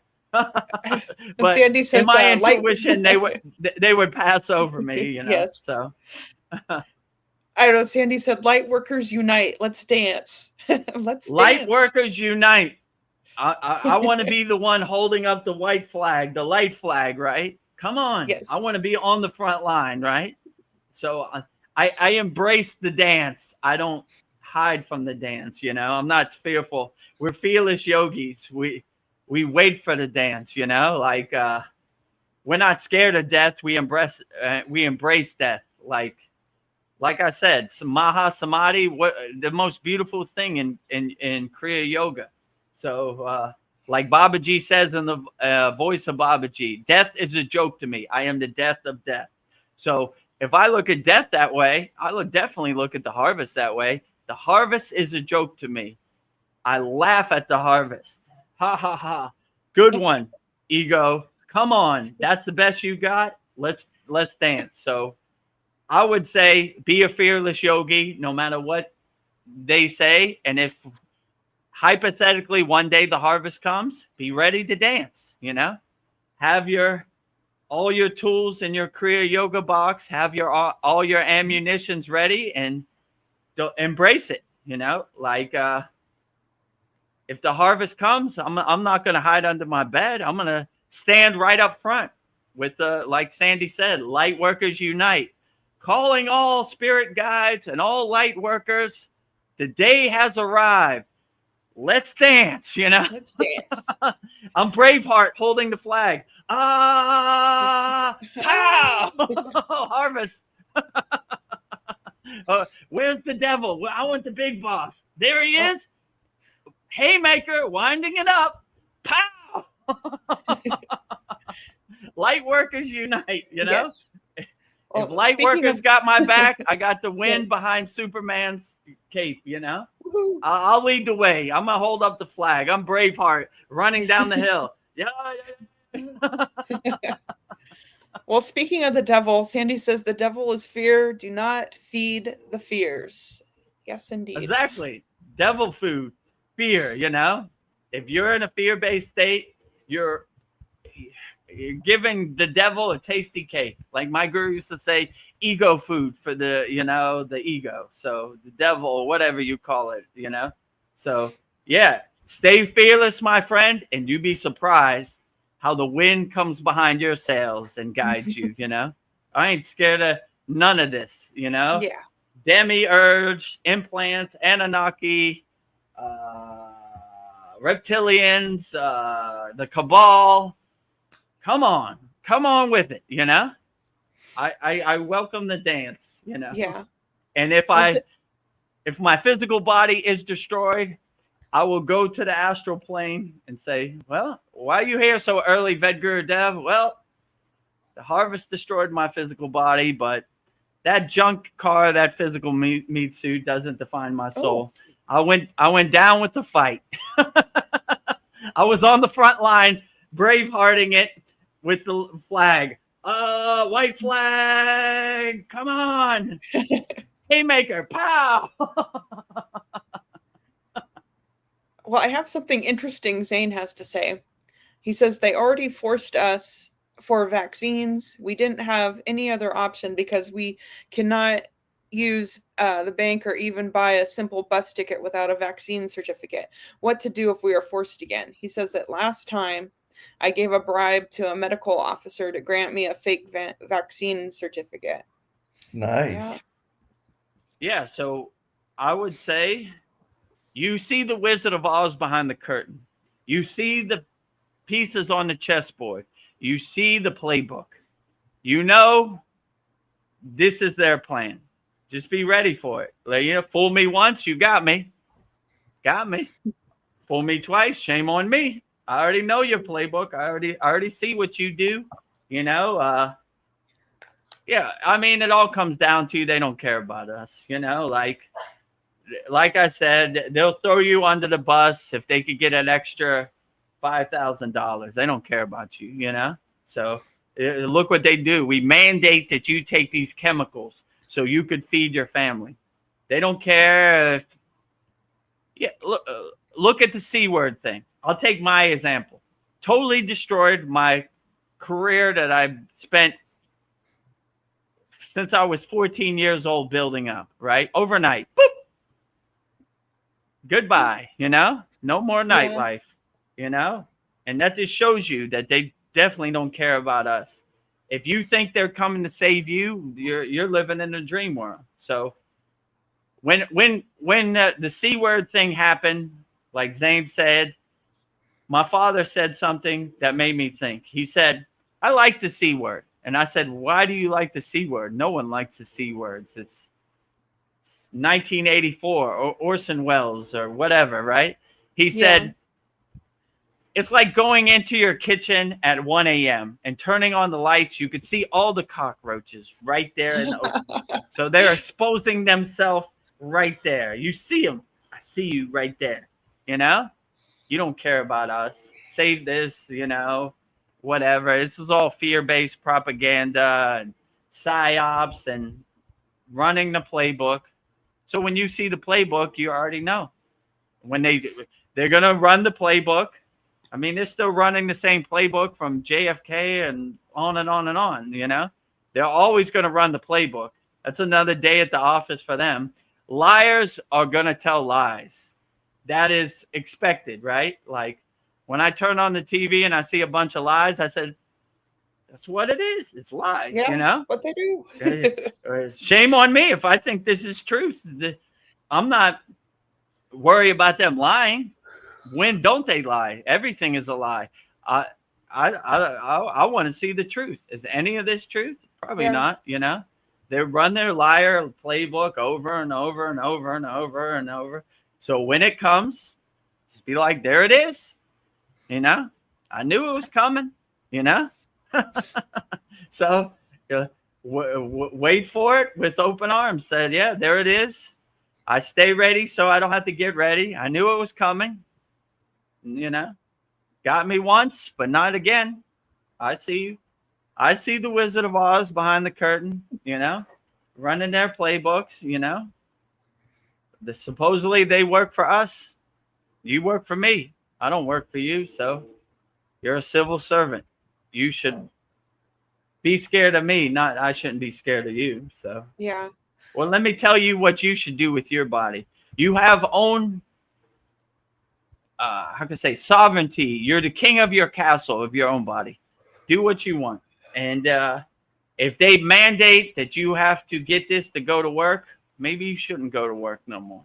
I don't know. It's a tough thing to say, but most people are in debt and they have to. So I'm lucky that Baba G cleared that path to me. Like, ooh, good. No work. Nice. Sadhana time, you know? Yeah, made space for that. Made space, right? ABC your way out the door, right? You know? Bye, Felicia. I was tired of this DJ thing anyway. It's ran its course. Goodbye. You know? Water under the bridge. Now I'm going to focus on being a Kriya yogi full time. Yeah, I don't think that vaccine thing's going to work again. You know, like I think people have woken up to that and there's going to be too much protests. You know what I mean? If they try that again, like, nah. Yeah. You know, people who want to take it, that's your business. But a lot of people just are not going to put up with that, especially in the United States. You know, it might be different in other countries, but, you know, I think Trump is good on that aspect, but who knows? But yeah, I just don't think they can use that one again. That trick's already been played, and I don't think they can get any more life out of that. Hopefully. Yeah, it's the boy who cried wolf. Wolf, wolf, wolf, wolf. You're gonna die. Blah, blah, blah, blah, blah, blah. Nah, no thanks. I don't believe it. Good one, you know? Yeah, I agree with you, Paul. Hopefully everybody wakes up and really sees that this doesn't serve us, you know? So, yeah, I would definitely recommend everybody to use their own discernment and their own discrimination and see the Wizard of Oz behind the curtain. So we'll see, you know? I think my mother was telling me that they have a new COVID coming around now in America. Oh, lovely. Yeah, lovely. Here it goes. Buckle up. You know, it's coming back, you know. But this time, yeah, say, boy who cried wolf, you got me first time. Not again. I didn't see no wolf, you know. You want to take it, go ahead, you take it. But I'm the king of my castle. I'm the queen of my castle. I control what goes into my body and what doesn't. You know, you control nothing over here, right? So, yeah. I've got a question. Yeah, go ahead. About sweat lodges. Have you, like, is that something they do over there? Because my yoga group is planning on going, and they've done it before. They go to these sweat lodges And I was like, well, what benefit do you get? They say it's like when you get a fever, that the heat like gets rid of a lot of stuff out of your body. Like, you know, it kills the viruses or whatever. And that's why you get the fever. And they say like going into them sweat lodges, they say they get some kind of good feeling out of it, like when they, you know, come out. So I'm debating on whether I should go with them. You know, it's like 45 minutes you're in there, and I think they like sing mantras and stuff while they're in there. But have you do they do that in the Himalayas, or have you heard of it, or what do you think about that? Well, in India, it's super hot besides the Himalayan mountains. So I'll tell you, in Thailand, they have no need for a dryer. You cannot buy a dryer if you wanted to.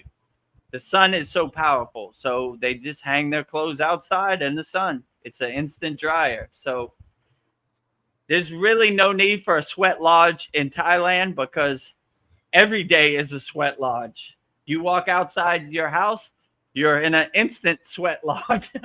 So in the Himalayan mountains, yeah, I've never seen it, you know, but like I said, in India, it's so hot that there's no need for hot yoga, because just doing yoga outside is hot, you know, besides the Himalayan mountains, right? Same with Thailand, right? Every day is hot yoga when I go outside and put my yoga mat outside in the sun. So there's no need for a sweat lodge. But yeah, by my house, sometimes I go with my friend. They have a sauna, which I guess is a sweat lodge, you know, and a cold plunge.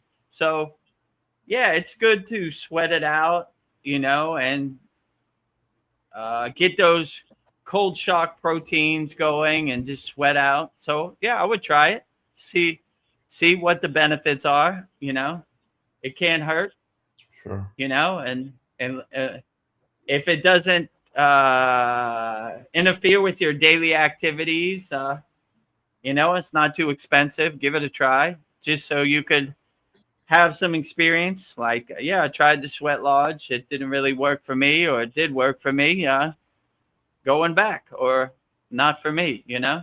So yeah, I would just use your own discernment and discrimination and see what works for you. But yeah, the Himalayan mountains are so cold that there's no reason to do a cold plunge. You just go in the lake and it's a super cold plunge, you know? Or the New Delhi or Tamil Nadu or South India especially, it's so super hot, like Thailand, that you sweat instantly from the humidity, you know? So it's just going outside your house is a sweat lodge. In Thailand and India, they're pretty much parallel. So on the same point on the equator. Besides, yeah, I would say South India is pretty equal to Thailand. So every day is a sweat lodge as soon as you leave your home.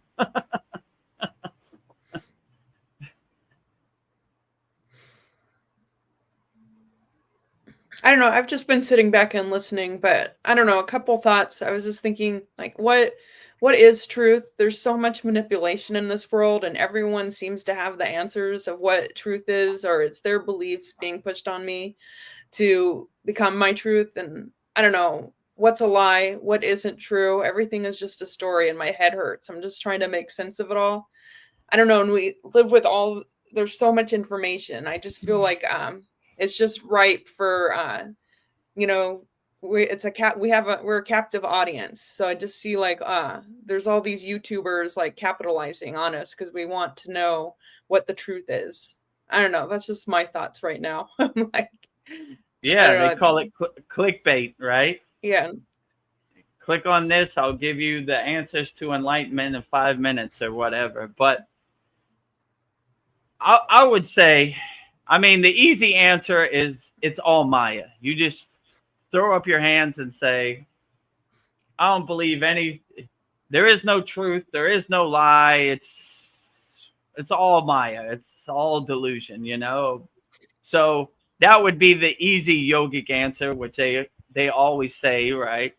I don't believe any of this. I don't see any of this as truth, and I don't see any of this as a lie. It's all Maya, right? Every single thing is across the board. You know, I can't take the good without the bad. So I just say it's all junk.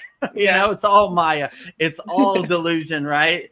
We live in equanimity as yogi. We don't take the truth and we don't take the lie. You know, we're detached from all of it. We just become more of the witness from it. So I would just say, like what I said earlier about the arc, I would use your own discernment, your own discrimination.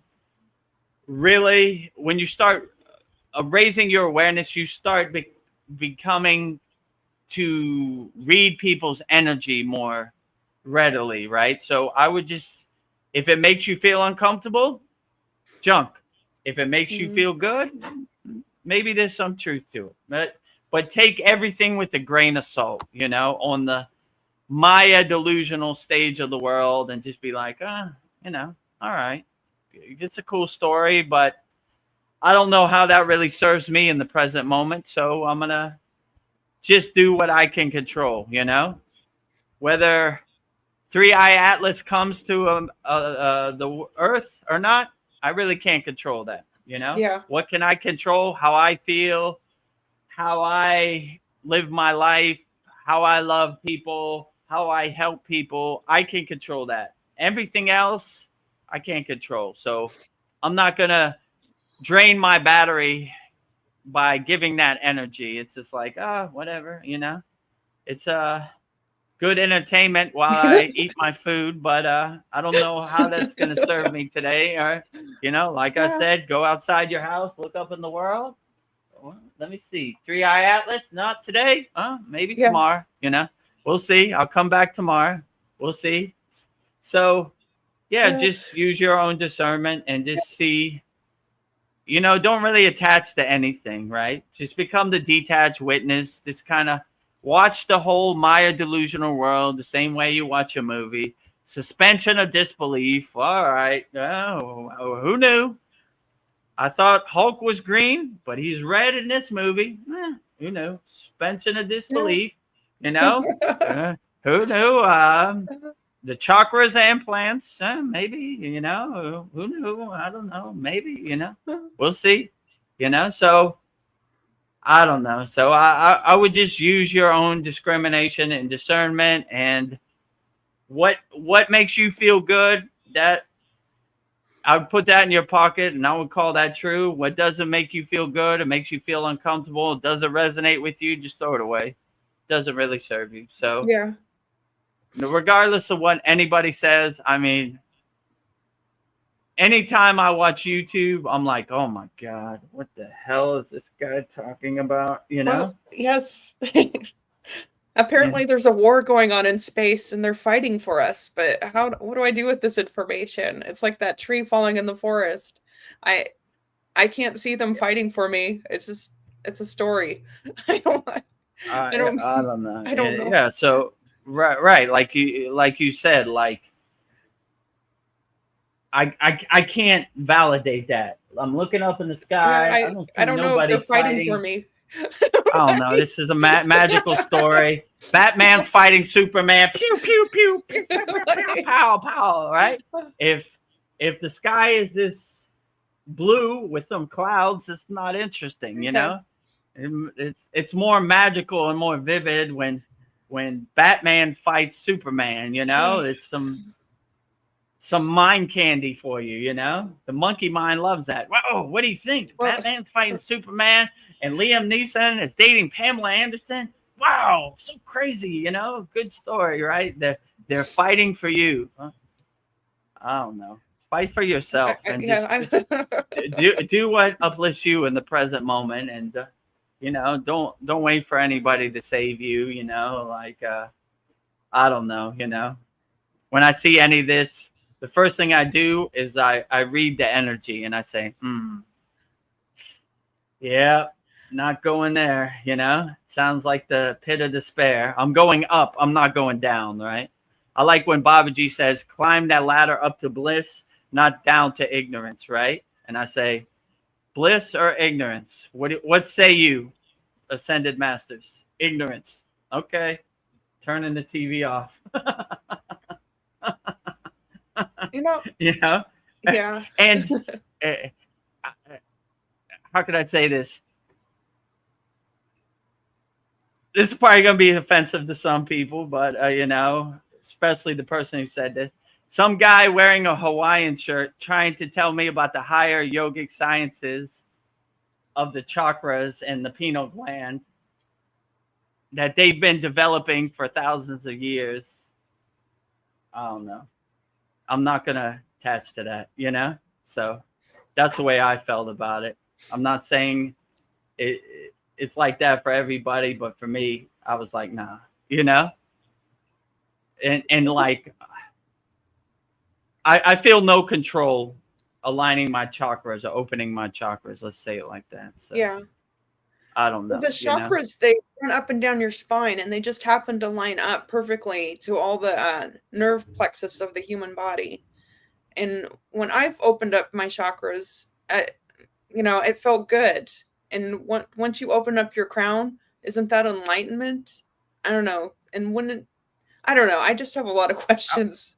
I would say if it makes you feel good, it doesn't matter what anybody else says. It makes you feel good, you know? It's like you don't buy a car to please your neighbor. You buy a car because you like that car, you know? So I would do anything that makes you feel good. And what other people say, they don't live in your body. They don't know how you feel in your body. They don't know where you're at on the spiritual path. So there's no way they could know, you know? So I would just say, do what makes you feel good, and what doesn't make you feel good, throw it away. It doesn't matter. So if anything makes you feel uncomfortable, just don't do it. So when they say like, this is true or this happened, first of all, I don't see how they could know that. Second of all, they don't know how you feel in your body. So they might feel that way. Good for you. But I don't want your story to become my story. Let's say it like that, you know? So if it makes you feel good, I like opening my chakras. And no matter how much you say it's an implant or it's the devil, it uplifts me every day. And I don't resonate with it, you know? So, and I'm not going down with the ship, you know? Like, that's just the way I feel. I'm not, I say all the yogis in the Himalayan mountains who open their chakras on a daily basis aren't doing it because they're controlled. Let's say it that way. These are these are highly evolved light beings who have done decades of inner work, and they definitely wouldn't do that if they felt it was some kind of control mechanism. So by saying that, you're saying that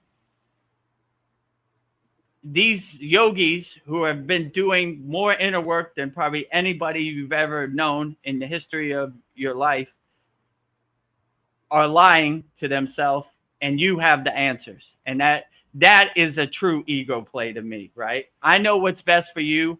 I know the secrets of the universe, and you're stupid, and you should just regurgitate what I say, you know? So it seems highly hypocritical when you talk about this is ego, and then you're trying to tell people what they do is fake or control mechanism. So I don't know. I wouldn't attach to the internet. The YouTube is a minefield of misinformation, in my opinion. But I don't know. If it resonates with you, then why not? Everybody's free to do what they want and believe right. I'm not want. going to tell you what's right or wrong, if you know. But don't rain on my parade, you know. Like if I like opening my chakras, then that's my business. You have no say over here. You have no control, you know. I don't want your story to come my story. So I would definitely say that the yogis who open their chakras, they are not in control. They are not controlled at all.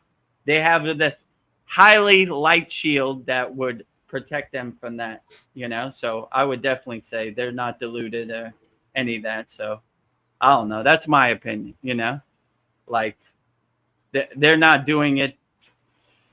I don't know, for some religious belief. They're doing it because it makes them feel good. Me personally too, Yeah. I'm not doing it because somebody on YouTube told me I should do it. I'm doing it because it makes me feel good. And like I say in our Kriya Yoga school, whatever Kriyas that make you feel good, put them in your pocket. What is the best technique? Whichever one makes you feel the best. That is the best technique. We're all at different places and different levels on our spiritual path. How would I know what works best for you? Yeah. I give you the tools, you implement them, and you say, I like this asana, it's good. I like this pranayama, it's good. I like this meditation, it's good. Integrate it into your daily life, but it's definitely not one size fits all, or, this is my way or the highway. Figure out what works best for you. Yes. I don't know. And I was thinking, another thought I had, that like there's been so much in this world to like calcify your pineal gland. I don't know, with fluoride and poisoning the food, the water, the air, and then cancers like where you forget everything, Alzheimer's. So I don't know. And then this guy is saying that you don't need your pineal gland. I don't know, but I was thinking, isn't your pineal gland like all those little tiny crystals, like helps like the radio signal, like connect you to source? I don't know. And I feel like sometimes people are like plants to like get you off the course. I kind of like question these people that come on YouTube, or like, are they trying to like steer me away from something that's good? Like, isn't my opening my third eye good? I like seeing, using my third eye to, I don't know. I would definitely say, in my case, I look for every opportunity to open my pineal gland. Whatever you say about calcifying it. I saw one guy was a preacher. He said, don't open your third eye, your pineal gland, your anahata, your eyebrow chakra, because you'll let demons in. I was like, oh boy, if that was true, I'd be sitting in hell right now, because I open my pineal gland every single chance I get. I want to have a 24-hour pineal gland open up. Whatever you say about calcification or crystals or whatever doesn't resonate with me. I'm opening it all day, every day. If any of that was true, I'd be a statue right now, because I'd be totally calcified, because I open my pineal gland 24 hours a day. Open for business 24 hours a day. Woo, woo, woo. Like, have I ever seen a demon? Never. Have I ever felt my pineal gland was calcified? Never. I mean, I open it so much, it would be impossible. It's not dormant. It's open for business 24 hours a day. Let's say it like that. So whatever they say, I don't resonate with. I open it 24 hours a day. And like I say, I show them.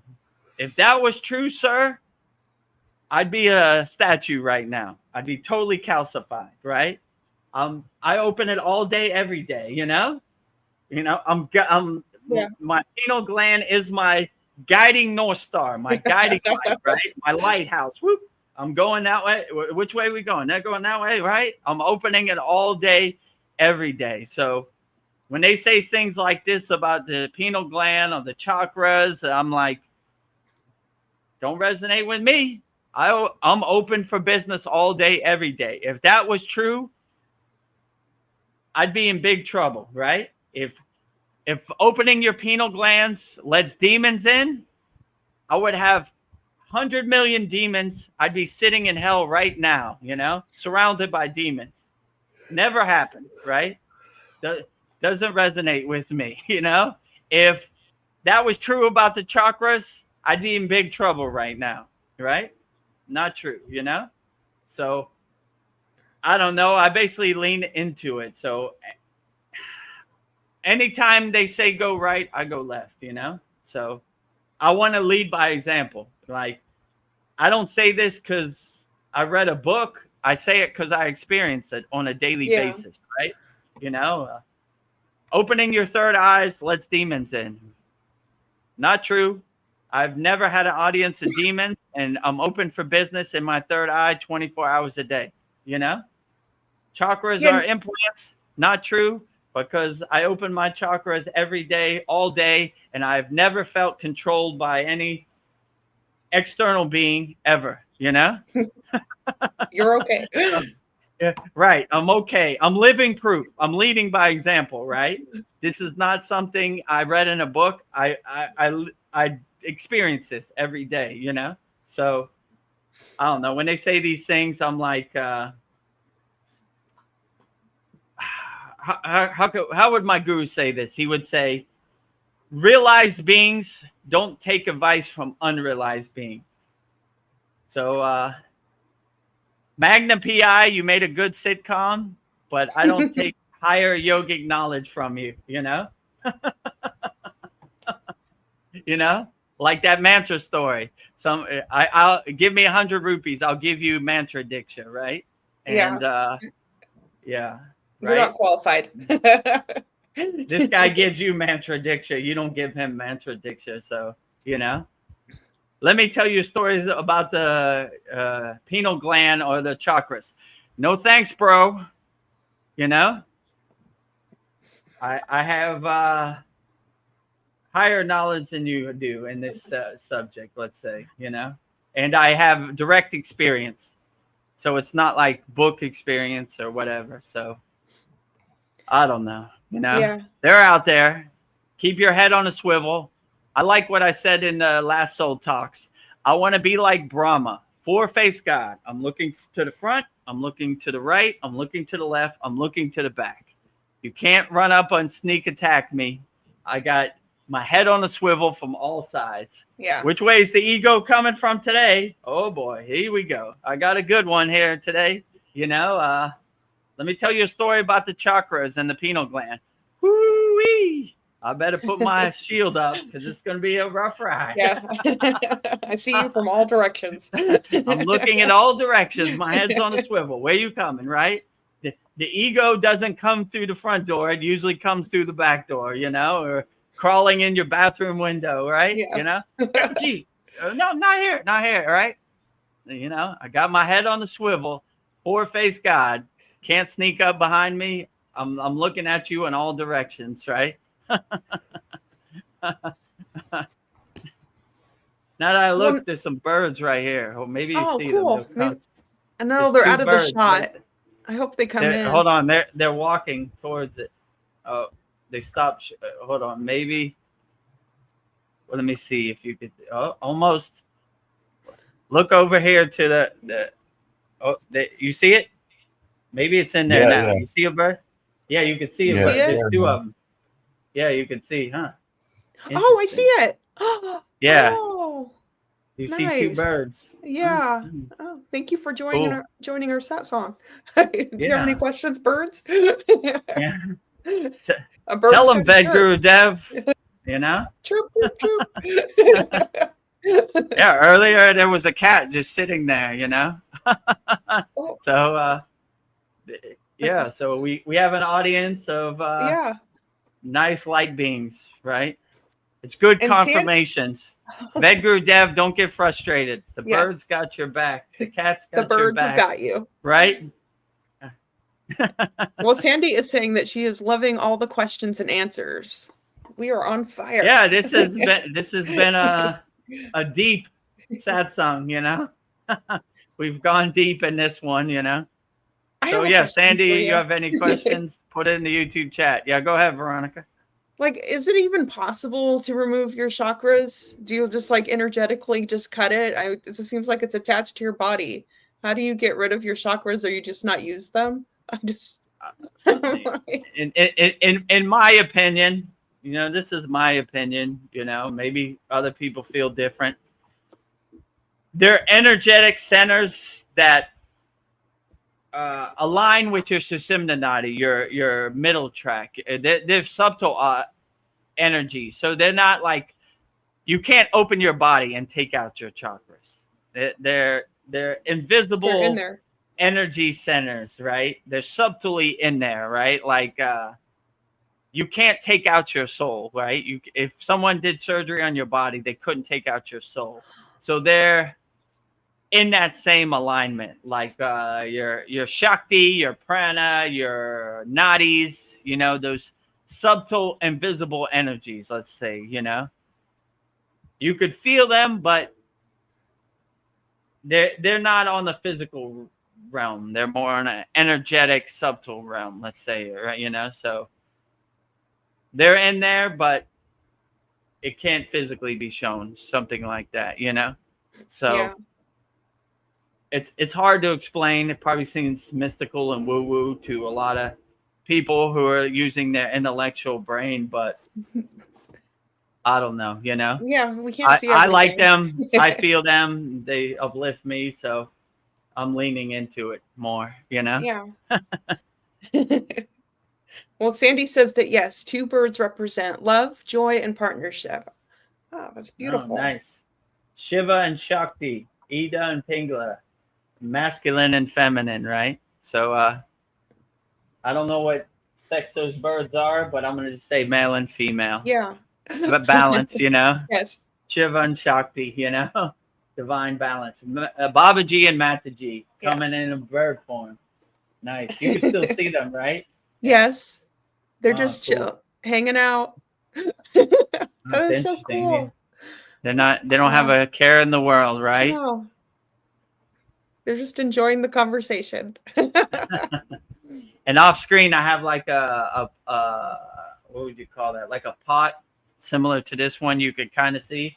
And it's filled with water. So they have like a bird bath and they can come and nice. drink water and take a shower. So, yeah. Pretty they cool, look really calm. Right? Yeah. Yeah, they are pretty calm. They're not scared right? at all. Just hanging out, right? You Yeah. tell them, Vedagurudev. You tell them. Sandy says that she says, funny, I never even knew about chakras until 2019 when I started working with my spirit team, and they had me working with chakras from the start. Oh. Yeah. Well, I'm with you, Sandy. Before I got on the path of Kriya Yoga, chakras were just some hippie woo-woo thing to me. But Babaji struck me with his lightning bolt, and I said, "What's a chakra? What happened? Slow down, Babaji, slow down." And then I started working with the chakras, and it really uplifted me and cleared out my blockages and my resistance and my obstacles. And believe me, my body was lost in the sauce, as you say. I treated my body like an amusement park, and I had to do some real inner work to unblock my chakras. But I'm glad I did that inner work. But yeah, pre-Kriya Yoga, chakras, pineal gland, all this was hippie woo-woo stuff for me. And then Babaji struck me with his lightning bolt. I compare it to like Neo in the Matrix. Yeah. And he's like, yeah. Oh, I could fight kung fu now, Yeah. Like, yeah. I'm a Kriya yogi now. Yeah. Like, okay, all right. Now, what do we do? Slow down, Babaji. Slow down. What do we do? Buy this book, buy that book, buy this picture. What am I going to do with all this stuff? Don't worry. You're going to figure it out. Okay, all right. Slow down. What's a chakra? How does this work, So yeah.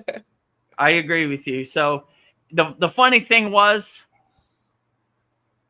how could I say, when I had an audience with, let's say, Babaji, I asked Babaji, like, I can't be a Kriya yogi because that's for Yogananda, that's for highly evolved beings, right? And the answer came back like, Kriya yoga is for everybody, right? And like, how can I be a Kriya yogi when I hate yoga? I was the most unlikely yogi ever, right? I looked at these yogis doing downward dog on TV, and I was like, what are these hippies doing? That don't work. Yeah. You know? Look stupid. Yeah, yeah, stupid, right? Look at you, you know? That don't work. That meditation works. Oh, sure, right? You know? That don't work, you know? You know what works? Going to McDonald's, buying a Big Mac and some fries. That works. Yeah. That makes me feel good. This is Yeah. all junk, right? So Treat yourself. the message came back that the thing you hate the most is the thing you are, right? And that's why I was like, oh, I'm such a dummy. I hate yoga, but I am a yogi, you know? Like, oh man, got me, you know? So Yeah. yeah. So I don't know. I believe the whole narrative, right? I was the biggest NPC probably to ever list in the universe pre-Kriya yoga. So that's why I'm like, if I could break out, anybody could break out, because I was lost in the sauce, right? I believed everything, right? America's number one. My football team is the greatest. Whatever. Any Jesus is the Lord and Savior. All of the above, right? Anything you could think of American regurgitating, that was me. And then I had my awakening, and now I'm taking all the trash out to the curb. Let's say it, right? No longer serves me. I no longer identify with this. I no longer identify with this. Let me see what path I resonate with. And that's basically what I did. I don't want other people's beliefs to become my beliefs. What I say, no borrowed beliefs, right? I don't want to borrow your beliefs, and, you know, I don't want your beliefs to become my beliefs, you know, like,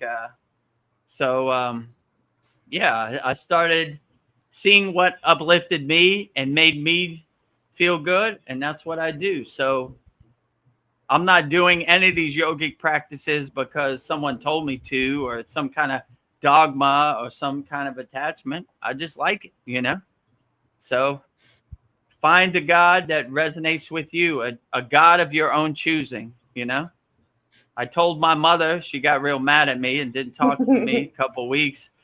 The only reason we're Christian, because some so-called people got on a boat and brought their religion to this piece of land. Does it make it true? I don't know. Maybe, maybe not. Who knows? But use your own discernment and your own discrimination, right? Have a God of your own choosing. Don't let other people's God become your God. Align yourself and see what God you really puts a smile on your face and makes you feel good. I don't pray to Babaji, Mataji, Shiva, Lakshmi, or Ganesh because someone told me to. Puts a smile on my face. Yeah, you know? it makes you feel good.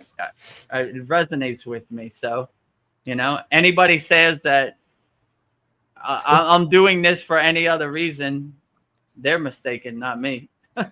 Let me question, like, what in your opinion will happen to people like your mother?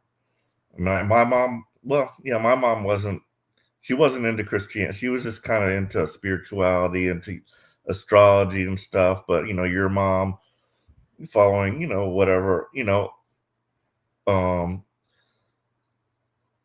yeah. So what might become of them? Happen how? Like when they die or they transcend? Yeah, I mean, well, that just if they're like, well, that's her path, you know, like it works for her apparently. So, like, is there anything wrong with that? Yeah, I would say there's nothing wrong with it. If you help people and you love people and Jesus Christ is your Lord and Savior, why not? You know, I would just say, how could I put this? When the archangels gave me an audience, they said something kind of funny, and it was like this: like, I asked a question when they gave me an opportunity to ask a couple questions, and they're not long-winded. Let's say it like that, short and sweet. And I said, "What is the true religion?" And there was a pause, and they came back with, "Where we come from, there is no religion. Religion is non-existence where we come from.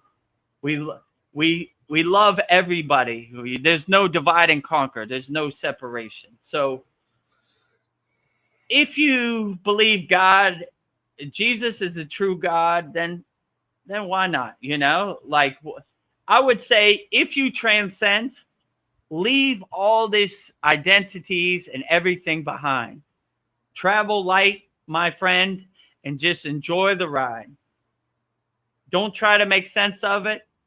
And what happens to you when you transcend will be defined on the energy you carry. You know, if you're in a fear-based state, you're going to have a rough ride, in my opinion.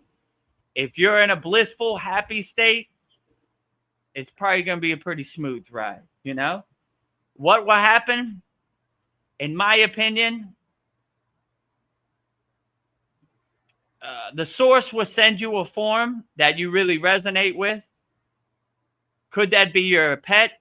Could that be your mother? Whoever you love the most, I think that form will show itself and help guide you and comfort you to wherever you go, the afterlife or the astral plane or heaven, however you define it, right?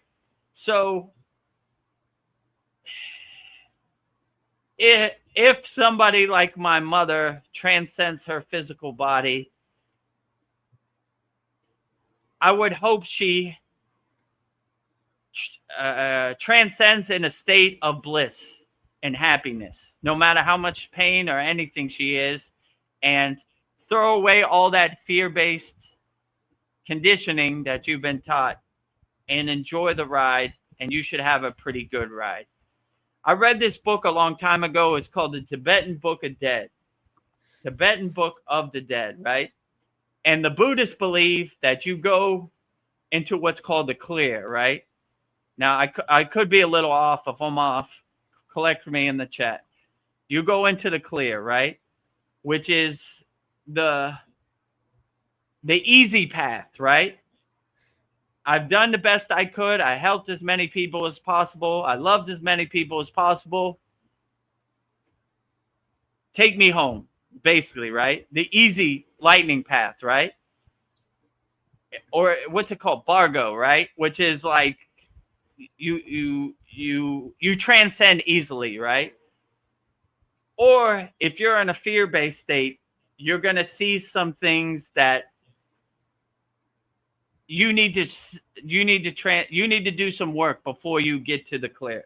So who knows, you know? In my intuition, I would say no matter how much pain or suffering you are in when your physical body, when you transcend your physical body, I would do everything in your power to put a big smile on your face and transcend. Congratulations, you're taking the divine flight home. You know, you've won the lottery. You got the golden ticket, you know, which these are what most yogi songs are about, you know, like I said, you know, the fruit is detaching from the tree, which is your tree is your body.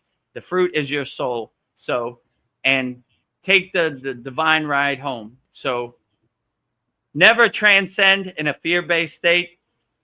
It'll be a rough ride, in my opinion. I don't know for sure. I'm just saying what my intuition tells me. Always transcend in a blissful, happy state, no matter how much pain or suffering you're in, and it should be an easier ride, you know? So when you come to the end of your life, it really doesn't matter what God you pray to. It doesn't matter what deity you pray to. None of that matters when you reach the afterlife, I would say. So shed all that. It doesn't really matter. What matters is the state that you transcend your physical body, you know? So, and only you can define that. So don't be in a fear-based state when you transcend your physical body. That's my best advice. Yeah, I could say. Just a weird question, but if you like, say you're coming to the end of your life and maybe you've got cancer or whatever, and you're in a lot of pain, would you accept like painkillers and stuff? Or would you just bite the bullet? It depends. I would do more of my inner work, like I told my mother one time, if I'm in a coma, do not pull the plug on me, because I'm inside me as me doing my inner work, you know? So let me do my inner work, right? Don't stop me short. I'm in there working, you know? So I don't know. It depends, you know, like if I needed it, yeah, maybe to help. Because here's the problem. When you're in a state of pain or you're in a state of suffering, your monkey mind activates, right? So it's very hard to do your inner work when your physical body fails you, right? So you're like, you know, so maybe in certain situations, the painkiller would help dull your monkey mind so you could do more inner work, right? So I'm not against it, you know, maybe that would help me more, right?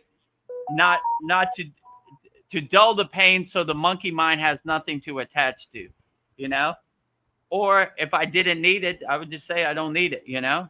When I go to the dentist or something, I don't take painkillers because I go to my happy place, let's say, right? So whatever pain my nerve feels, I don't feel it because I'm in my happy place. I'm on the beach in Hawaii drinking my coconut, you know? Let's say it like that. And the dentist can never believe it, right? Because they're in there drilling or whatever they're doing, and they're like, I'm going to my happy place, you know? They're like, you want painkiller? You know? Or they say the chart or whatever. I see the last time you were here, you didn't take the painkiller. Do you want it this time? Nope. Same story, you know? So it's an opportunity to go to my happy place. So I don't know. It depends, right? If I'm in such extreme pain that my monkey mind is just going crazy, maybe to help me dilute it, or maybe not. I don't know. I have to cross that bridge when I get to it, you know? There's no one size fits all answer. I would say when I come to that bridge, I will cross it. Depends where my awareness or my consciousness or my energy is at, you know? Maybe I feel I need it to help me do my inner work and not give my ego something to focus on, or my monkey mind. So yeah, I don't know. I'd cross that bridge when I get to it, you know? And Okay, yeah, hold on. I just saw a big iguana, like this big. Cool. Right The there, like animals 5 are feet. here. Yeah, he went away now, but yeah, he was like staring at me right there when I was talking right now. He turned around and went the other way. I got an audience of a lot of animals today, right? Good confirmations. Keep up the good work, right? It's like a big lizard, right? He's just staring at me, like he's looking at me, like straight here, right? I'm like, all right, you know. That's not something you see every day. No harm, no foul. Yeah, Come in peace or leave in pieces, right? I mean you no harm. We live in ahimsa, non-violence, right? Yeah. Keep your distance. In the Himalayan mountains, we have a 20-foot rule, right? If you see a tiger, give him his space and he'll give you his space. Yeah. And usually it works out good. So these words to live by. I give you your space. I mean you no harm. What is it? Don't attack me. Yeah. And don't start no static, won't be no static. Yeah. Static. I don't want no smoke, and you don't want no smoke either. You know, call it a day. Yeah. Thank you for the audience. Yeah. Peace be with you. Iguana, lizard, whatever you are. Don't start nothing, won't be nothing. Don't start nothing, won't be. Exactly right. So I've got another question here. So in a sense, you were forced into Kriya Yoga because your club owner told you had to go or else you're fired. But my question also is, had that not happened, I think this is your path, obviously, and it was probably divinely inspired in some way. Right. Had that not happened, do you think you would have found your way somehow, some other way into Kriya Yoga? Would you have just gotten disgusted with the outside world and just kind of like, you know, we found it, you know, in a sense, I guess? Yeah, I would say, I mean, my intuition tells me that Babaji, the Kriya Yoga path, had enough with me, treating my body like an amusement park, being lost in the sauce. And this was the opportunity for them to shock me back on the path. Let's say it like that, right? Hit me with a lightning bolt. Because even when I went to Sri Lanka to be initiated into Kriya Yoga, I did it half-assed, not wholeheartedly. I was like, whatever, I'm just going to do this so I don't get fired from my job and I can feed my family and whatever, you know. So all those practices up to that point, I didn't do it within wholeheartedly. I did it half-assed, you know, like, all right, that's what I got to do to get through this. And counting the days till I get back on the plane to Thailand. And then I came across the one Kriya. It's called Babaji Sanyama, where you ask Babaji a question. And I went through that half-heartedly. And even when it happened, I was like, what's this voice in my head? Detach, let go. You know, who is this? You know? And it got to the point where I can't be detached.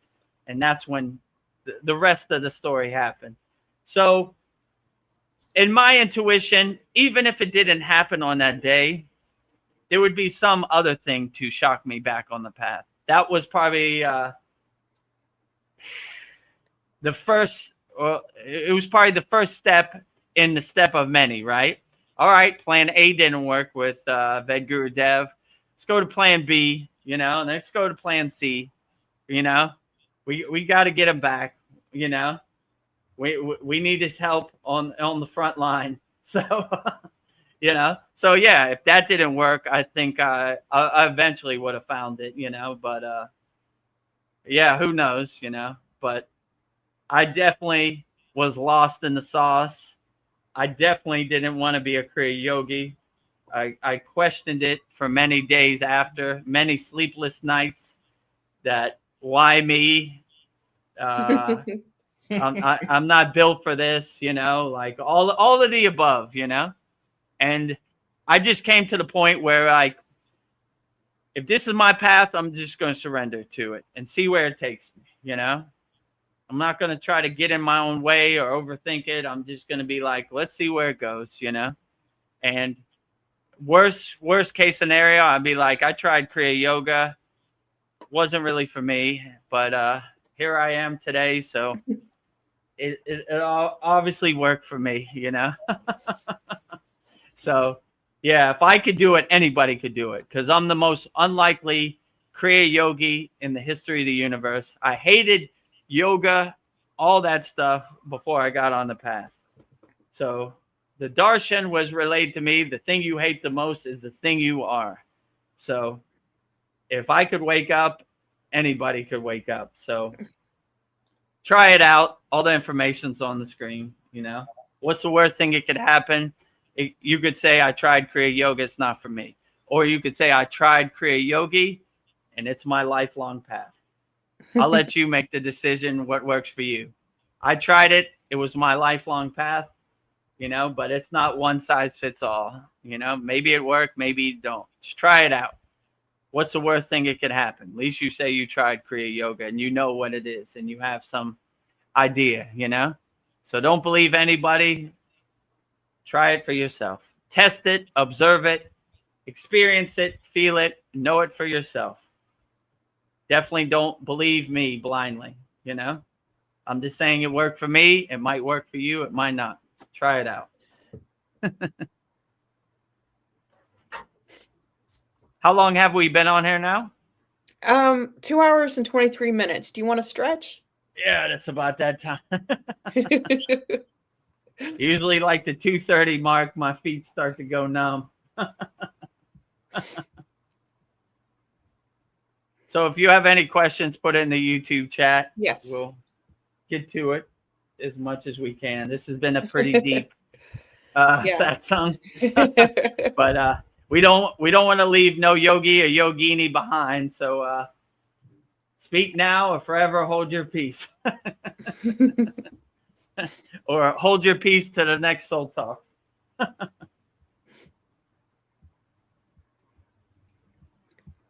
Well, I guess I'll ask a question. Okay, great. So so when you do your meditations, how do I know what I'm experiencing is real or it's just my imagination? Because I have a really good imagination, but how do you know when you're in a meditative state? How you know when you're in a meditative state is this, you kind of feel like you're inside you as you. And if the way my guru taught me is to kind of stay empty. If you have a vivid imagination, then just kind of let it pass like clouds passing in the sky. That's why we do a practice in the beginning of when we start to become a meditator. It's called Sudi, where we're basically purifying and cleansing our thoughts. So there's no distractions when we're in a meditative state. So a thought comes into your mind. I wonder how far away Three Eye Atlas is today. Detach, let go. Detach, let go. You know, I wonder what Pamela Anderson and Liam Neeson are doing today. Detach, let go. Detach, let go. I wonder what the NFL football season is going to look like. Detach, let go. Detach, let go. So you're basically clearing out all your thoughts. So you have no distractions when you're in meditation. So once you're clear and you have no thoughts, then you go into a meditative state. And you just, I liked when my gurus used to say, it's like having tea with God inside you as you, or having a meeting with yourself inside you as you, you know, you're just sitting in there, just existing, just being with no distractions. There is no beginning and there is no end. You're just in there where nothing really has any meaning, you know. You're not worried about the weather. You're not worried about eating. You're just enjoying your inner energy inside you as you, you know. It's even hard to put words to it, you know. It's something you have to experience. So some people like to have visualizations to get them in that state. Oh, there's two birds fighting right there. You see them? Yes. Oh. They're going at it. They're flying. How about that? Those were two different birds. They were like yellow. I mean, you could see them a little bit, you know. All right. Be calm, birds. Yeah. Peace on earth. Love your fellow bird. Maybe you need to do some calm them no down. Static around here. This is we have good, peaceful, loving energy around here. No fighting, you know. No fighting birds. Take it outside, right? Yeah. Good energy here. So yeah, back to meditation. Yeah. Some people need a visualization to bring them into the meditation and get them in that state. And some people just exist in that state. There's no right or wrong way. There are many paths to the mountaintop, you know. I would just do which way works best for you. It's not one size fits all.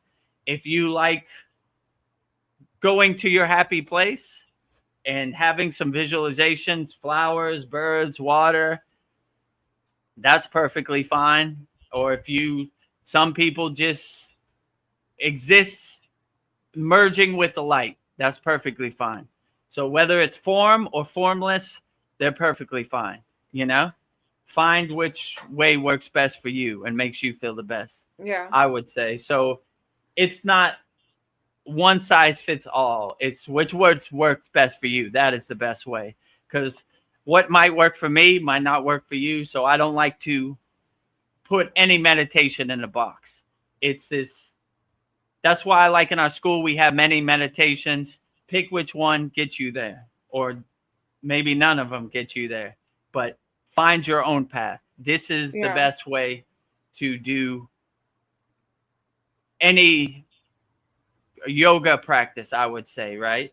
Some people like the full wheel pose. Some people find the full wheel pose painful, you know?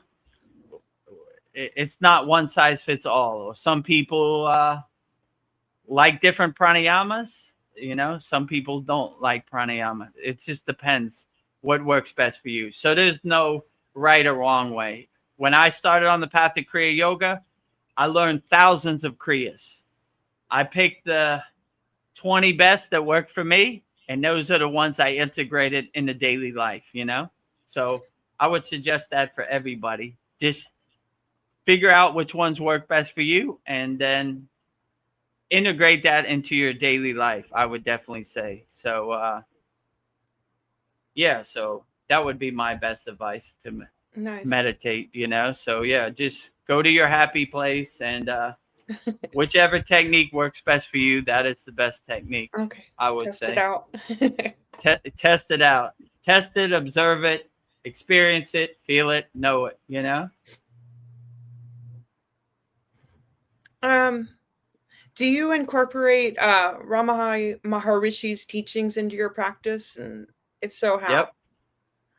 Yeah, so I like his self-inquiry practices. Who am I is a great one, really, to see all the identities you attach to that they don't define your soul. So, yeah, I would say, yeah, Ramayana Maharishi. You know, if you read the book of Autobiography of a Yogi, he was initiated by Yogananda himself. So we look at him as a Kriya Yoga brother, which he was so enlightened, he wouldn't say he has any spiritual practices, no identities, you know? So if you asked him if he was a Kriya Yogi, he would say, Yeah.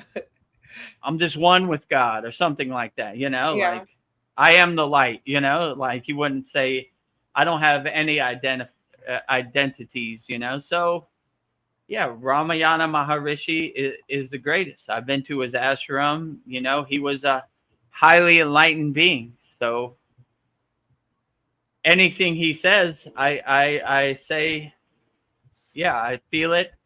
I observe it. It works for me. So I would definitely say he had some higher jnana, some higher wisdom, some higher knowledge, and I definitely resonate with whatever he says. So, you know, but I don't know. Try him out. Listen to what he said. I mean, he didn't say too much, so Yeah. but they had like documentaries on, you know, what he did and everything. So I would say he's, in my perception, he's a highly enlightened being, you know, and we should all aspire to get to that state. Yeah. My favorite story from him is he took his money and he threw it into the lake. Dirty right? money. I never want to touch his dirty money again. And sure enough, he got his wish. So be like Ramayana Maharishi, you know? Throw your dirty money into the water, you know? Yeah, he definitely had a presence. He did. Yeah. I've been to the room where he actually sat and everything. It's still there, the presence, right? Like they said, just by him looking at you, you could become enlightened, you know? That's what they said. But I say that energy is highly evolved divine energy in that room. I don't know how long he's been gone, you know? Probably almost 100 years. Still there, right? Like he's never left. His presence is there. So, yeah, he definitely had an essence and an energy that was unmatched, you know? Yeah. I could say it's probably one of the highest energies I felt in India, you know? And that's saying a lot because I've been to a lot of places. So there are some of these people that are beyond words, their energy, right? Like you're blown away almost, right? You're just a blissed out yogi, right? Like, whoa, you know? Yeah. It's like I don't know, a light being, like a tsunami of energy just hitting you right when you walk in the door. Like, whoa, this is the place, you know? I've heard stories, but I can validate it, that the stories are pretty true. Let's say it like that, you know? So yeah, his energy was beyond comprehension, let's say. Still to this day, if you go to his ashram, you'll see what I'm talking about. Oh. That's beautiful. I don't know. Another question I have is, why is it important to acknowledge the lineage, the teachers of Kriya Yoga? I don't know, like, I don't know. I guess it is important, but why is it important to you to acknowledge the teachers and the lineage of Kriya Yoga? For me personally? Yeah, or Yeah. just in general, however you want to answer it.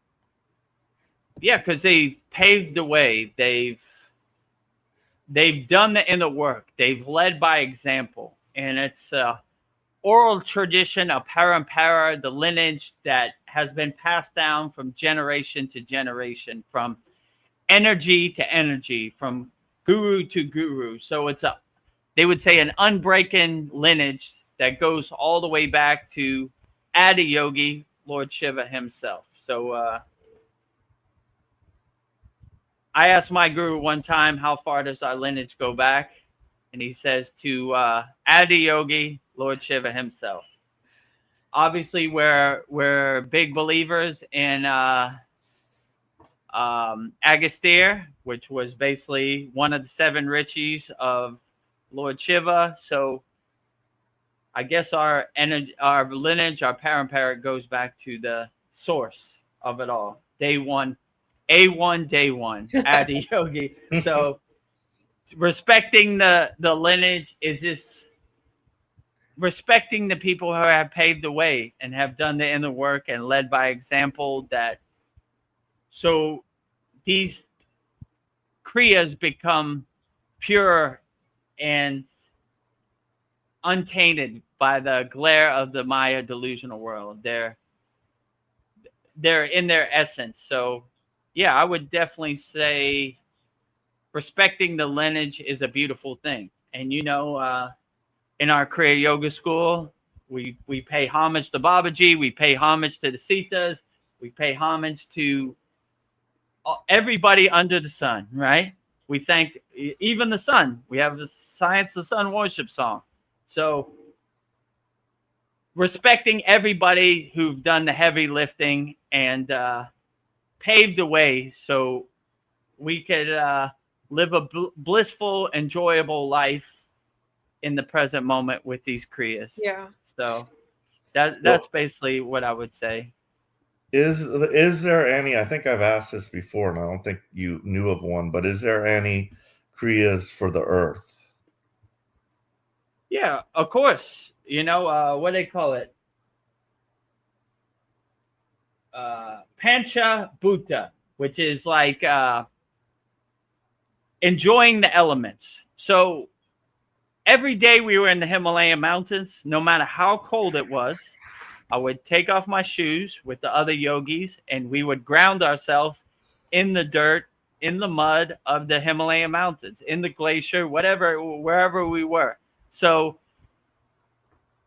we always embrace the elements, Our body is mostly water. So we talk nicely to the body in our water. We always praise the god of fire, Agni, right? That's why we say Swaha. So he accepts our offering.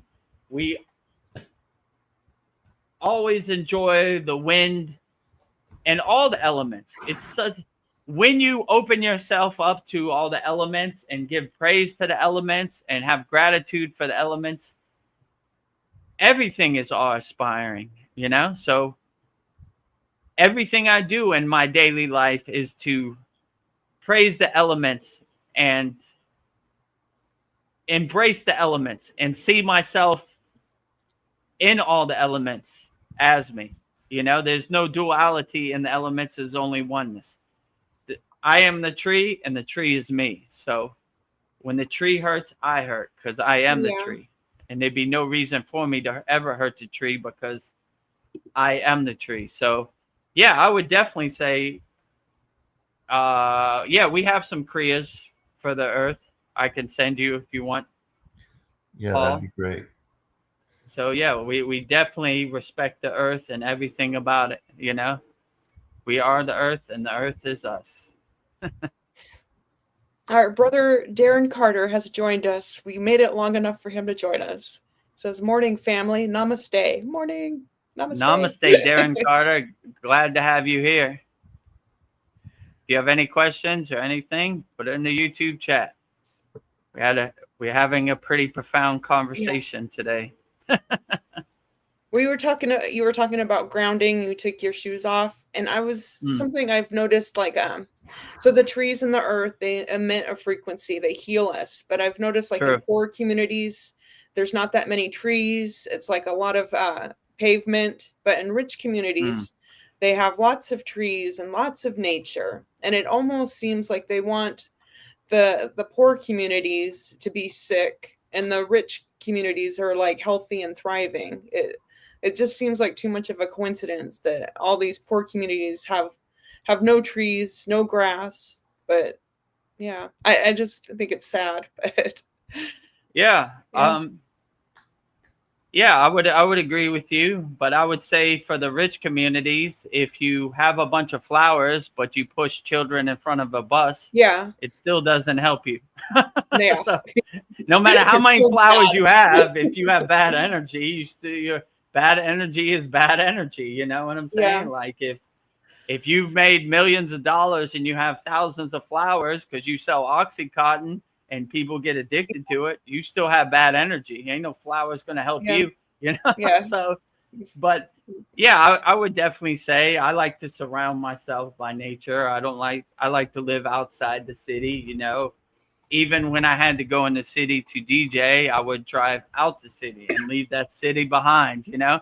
Bye, Felicia. So bye, Felicia. I like to be surrounded by nature and birds and, you know, cats and lizards, and I don't know where all this stuff come from. Butterfly. So yeah, so I like the more pure prana, you know, from bodies of water, from trees and flowers and nature and everything. So yeah, I would agree. But just because they have flowers, it's almost like repenting for your sins, you know? Yeah. I hurt people all week, but I got some flowers. Can I be open into the kingdom of heaven? No. Right? What about that time you pushed that little girl in front of the bus so you could buy a boat? What? Yep, can't come in, you know? So, you know what I'm saying? So, yeah. Just because they have the flowers doesn't mean you can't enhance your energy and see the beauty in everywhere and everything, right? And if you see God everywhere and everything, then everything becomes more vivid, right? And just because they have flowers, they need the flowers more than you, right? If you see beauty everywhere and everything, you know, you bring your own energy to the party, like I said before. So, yeah. Howard, my guru, say this. He said, there are people who do bad all week and go to church on Sunday and repent and think they're okay.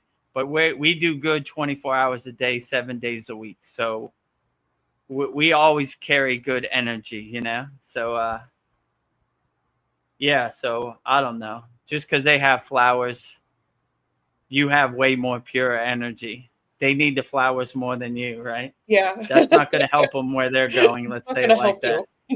Right. If you hurt people all week, but you have some flowers in front of your house, it's not going to matter when you transcend your physical body, right? The source is not going to say, how many flowers did you have in front of your house? No. They're going to look at the real energy. Let's say it like that.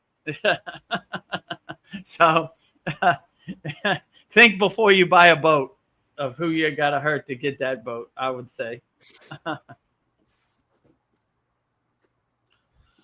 I must switch over to YouTube, guys. Oh, okay. Getting kind of late. Have a good night. All right, take care. If I think of any questions, I'll be sure to send it. Yes. Yeah, thank you for your profound questions, Paul. Yeah. I tried to answer it as best as I could, but those were some pretty deep ones. Yeah. Yes. Thank you for your profound answers. Yeah. Appreciate it. I don't have all the answers. I'm trying my best. All the glory to Baba G. Yeah. He's giving me this. He gets all the glory. I'm just delivering the mail. Absolutely. All right. Good night. Good night. All right. Take care, Paul. Well, speaking of karma, I came across this thing called the 12 Laws of Karma. So I thought I'd just like read them off. The law of cause of an effect. You reap what you sow. The second one's the law of creation. You must actively participate and put in the work to create the life you want, as life doesn't just happen. The third one's the law of humility. You must accept yourself and your situation to be able to change and grow. The fourth law, the law of growth. Personal growth follows you. When you change yourself, you must change what you wish to see. The fifth law, the law of responsibility. You are responsible for what happens in your life, and you must take ownership for your experiences. The sixth law is the law of connection. Your past, present, and future are connected, and every action has far-reaching consequences. The law 7 is the law of focus. Your thoughts and energy should be directed towards your goals. The eighth one is the law of giving and hospitality. True riches come from unselfishly giving, and your actions should be consistent with your intentions and thoughts. The ninth law is the law of here and now. You must be present and aware in the current moment and make meaningful choices, as you cannot change the past. The 10th law is the law of change. History repeats itself until you learn from past mistakes and change your path. The 11th law is the law of patience and reward. Lasting value and significant rewards require time, consistency, and patient persistence. The 12th law is the law of significance and inspiration. Every contribution and act has a meaning. Has meaning. So I just thought that was a great way to live your life. Yeah, sounds like a good plan. So yeah, let's go through all 12 of them. So let's start with the first one. Say the first one. The law of cause and effect. Yeah, the law of cause and effect. You do something, you get something. So always live your life helping people and loving people, and you'll get that in return. So we don't live our life seeking rewards.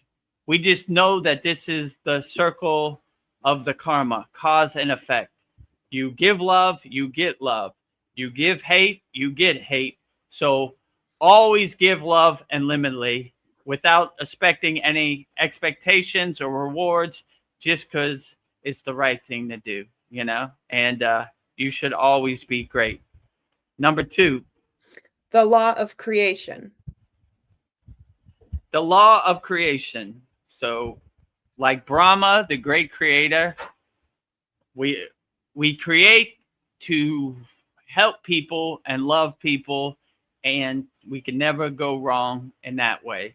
So anything you do, come from a place of unconditional love, come from a place of unconditional compassion, unconditional helping.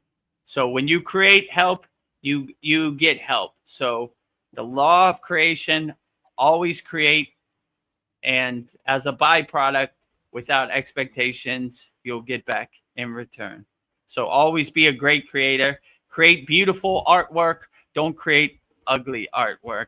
Yes. Because when you create beautiful artwork, it uplifts people and helps people. Creating ugly artwork or bad looking artwork lowers people. So always bring people up. Rising tides lift all boats. Never try to lower people if possible. So create blissful things. Climb the ladder of creation up to the divine bliss, not down to the divine ignorance. So always create things uplifting people, not lowering people, if possible. The third law is the law of humility. Yeah, the this is one I need to really work on personally myself. Because it was conveyed to me that the thing I need to work on the most is being humble. So being living in a state of humility, giving all the credit to God. This is the best way. That's why I always say, I'm Babaji's mailman. I take no credit for this. You know, all the glory to Babaji. God is doing all the heavy lifting. So all the credit to God. God is doing the best job out of all. I take no credit for any of this, right? All the glory to God. He's doing the best job of all. And this way it keeps me in a better state of less ego and staying humble by giving all the credit where credit is due, where I take no credit for any of this, you know? So it keeps me humble. So stay in a state of humility. The fourth law of karma is the law of growth. Yeah, the law of growth. Learn from your mistakes. Like I make it a practice every night before I go to bed. I go in my bathroom and look in the mirror and I self-observe myself. What could I do better? What did I enjoy that I did today? You know, how can I be 1% better? So you're always trying to grow and not stay dormant and go as far as you can on the path.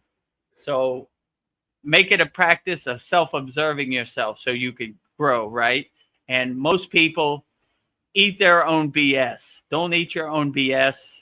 Really self-observe yourself and look at yourself in the mirror and say, I could have done better, or I was proud of myself. I did 1% better than I was yesterday.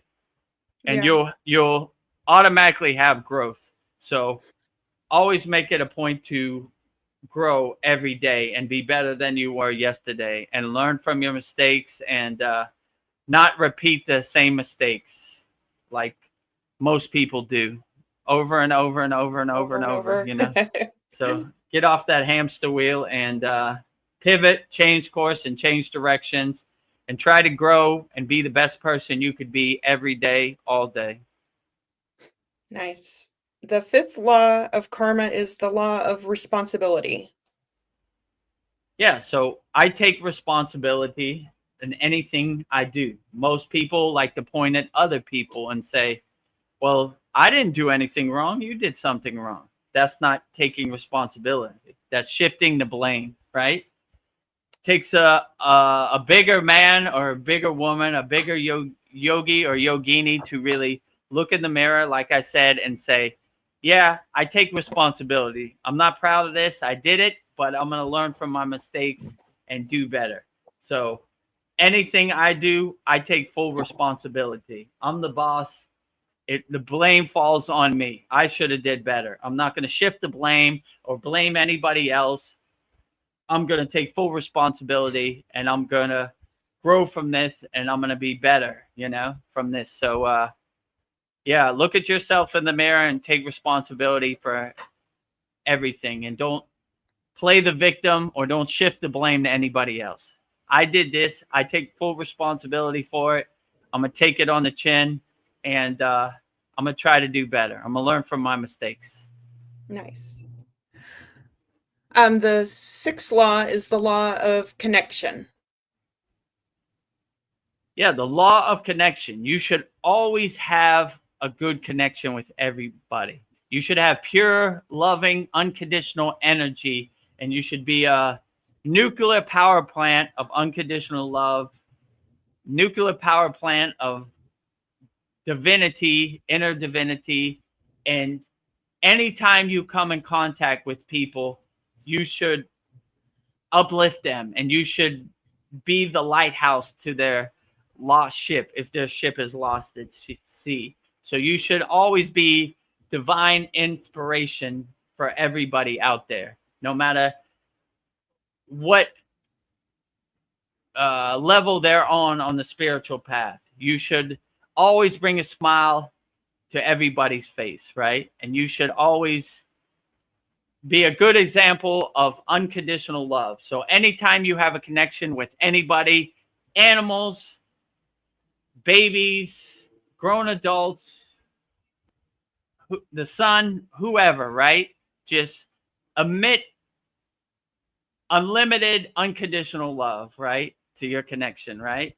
You're going to open your heart to me. I'm going to open my heart to you, and we're going to uplift each other, right? Rising tides lifts all boats. So always make your connection pure. And most of these practices we do in Kriya Yoga is to cleanse and purify our energy and our connection. So anytime you have a connection with anybody, uplift them and bring a smile to their face, and I don't see how you could ever go wrong, right? So always have a pure connection. Kasan just says, hello, Guru. And he says, hello, Veronica. Thank you you remembered my name. I'm touched. Hello, Kasan. Okay, so back to the 12 laws of karma. So the 7th law is the law of focus. The law of focus. You should always focus your energy, your bindu, which is that little dot where you focus, your tack on whatever you're doing. So instead of getting distracted by the monkey mind and the mental clutter and the chaos of the world, you should always have laser focus. I like when my guru said, when you do mantra japa, have such laser focus like you're walking a tightrope over the Himalayan mountains, aware of the height below, but unaffected by it. So always have that laser focus on anything you do.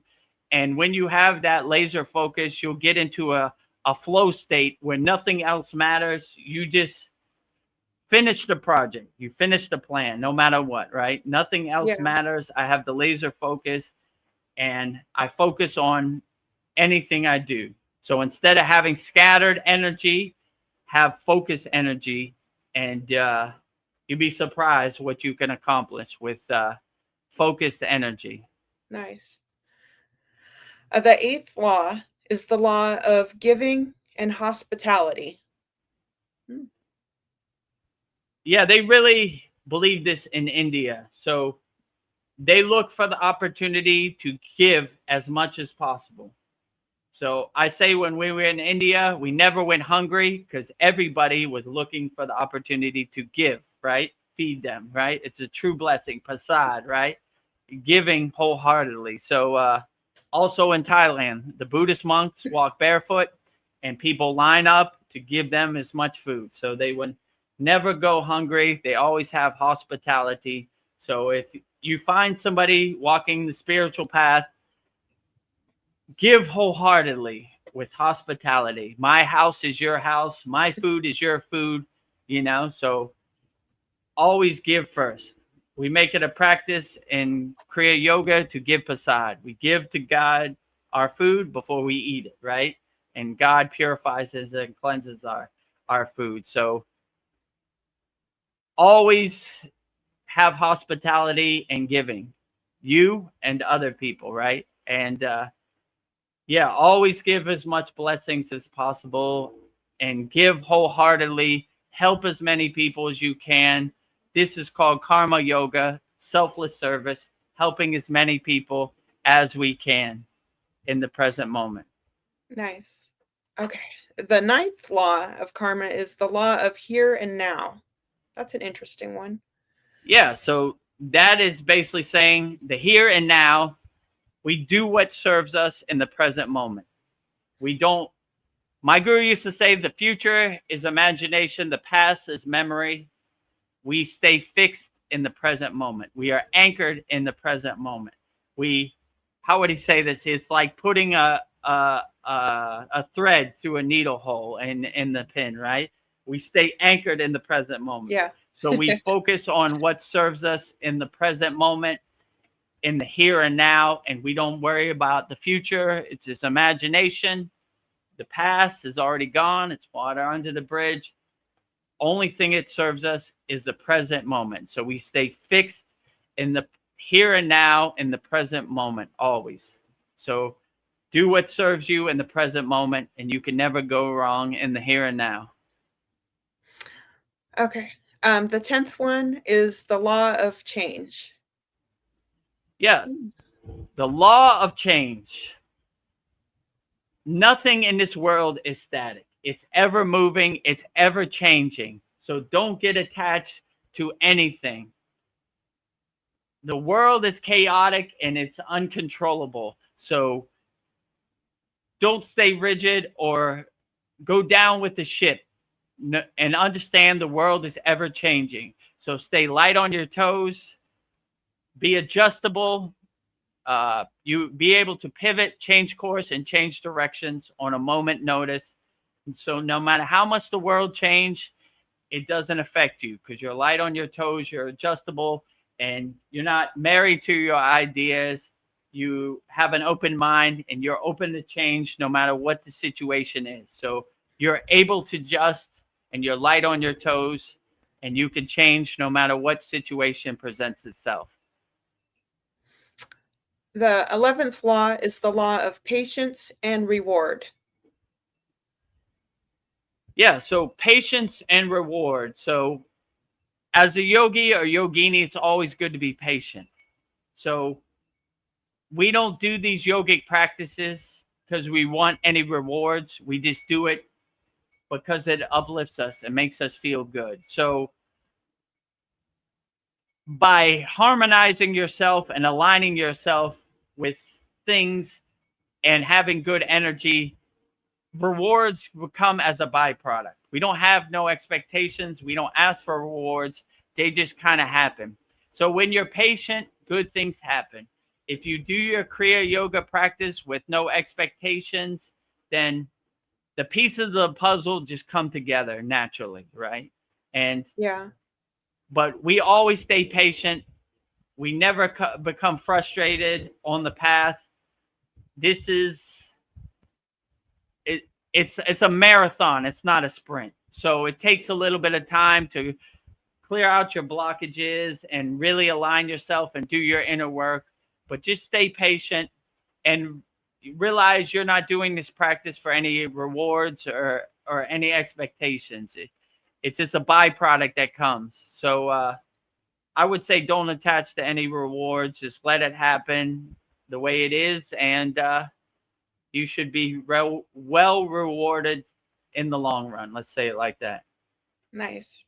And then the final law of karma, the 12th law, is the law of significance and inspiration. Yeah, so significance. When you see significance everywhere and everything, then it becomes very vivid and very dynamic, everything. So you start to see the awe-inspiring beauty in everywhere and everything. So you see everything is me and I am everything. So everything becomes significant, right? Like it becomes the best movie ever created. So God is the best artist to ever live, right? And you start to really see the awe-inspiring beauty, God as an artist, as the greatest creator of all, and you begin to see the significance in everything. And you don't take for granted the awe-inspiring beauty that's everywhere and everything. So, yeah, always see the significance and don't take for granted the significant beauty that is everywhere and everything. So, always lean into significance. And what was the second one? I forgot. Of inspiration. Oh, inspiration. Yeah. When you see significance in everything, you're awe-inspiring by everything, right? Like the clouds become more vivid. It's like a beautiful tapestry, a canvas that God painted. Like, wow, I am so inspired by God's beauty in everywhere and everything. I am so inspired by the animals. I'm so inspired by the trees and the flowers and the beauty. So by having seeing significance in everything, then you start to see the inspiration in everything, and everything becomes inspiration everywhere and everything. So when you see the significance, you begin to see the inspiration everywhere and everything. Oh, that was beautiful. I liked your explanations better. Thank you. Well, All right, let me we've got stretch some, my feet. yeah, stretch your feet. Put all your questions in the YouTube chat. How Well, long have we been on here now? 3 hours and 4 minutes. I know Ooh. we've got some action in YouTube world, so when you're ready. Okay, great. All right, let's have it. Well, Paul made a comment. He said, "Where your attention goes, your energy flows." True. I agree with you. That's focus. That's a good way to put it. Where your energy goes, your attention flows. So always focus your energy on where you want your attention to go, and don't let your attention be stolen by these bandits out here in social media land or mainstream media, right? They're constantly pulling you all directions and stealing your attention. So focus your energy, and where you want your attention to go, focus your energy in that point. And then Kasan Lee says, will you to get laser focus, or is it a spontaneous thing if you like? I have a personal story from when the times I was doing Satipatthana meditation. Or he's not sure, or did I share it earlier? Shared earlier. I'm not sure if he did. Did he? I don't remember. Yeah, so we have a practice in our Kriya Yoga school called Tritek, where we laser focus. We cut out all the distractions. We focus on what's called the bindu, which is a little point, and we have laser focus on that. So if you clear out all the distractions and all the chaos, and you have a laser focus on, let's say, in Tritek, the candle flame, or whatever point of focus you want, then you will be able to enhance this and develop this more, right? Through the practices of focus. And we like to do Tritek. So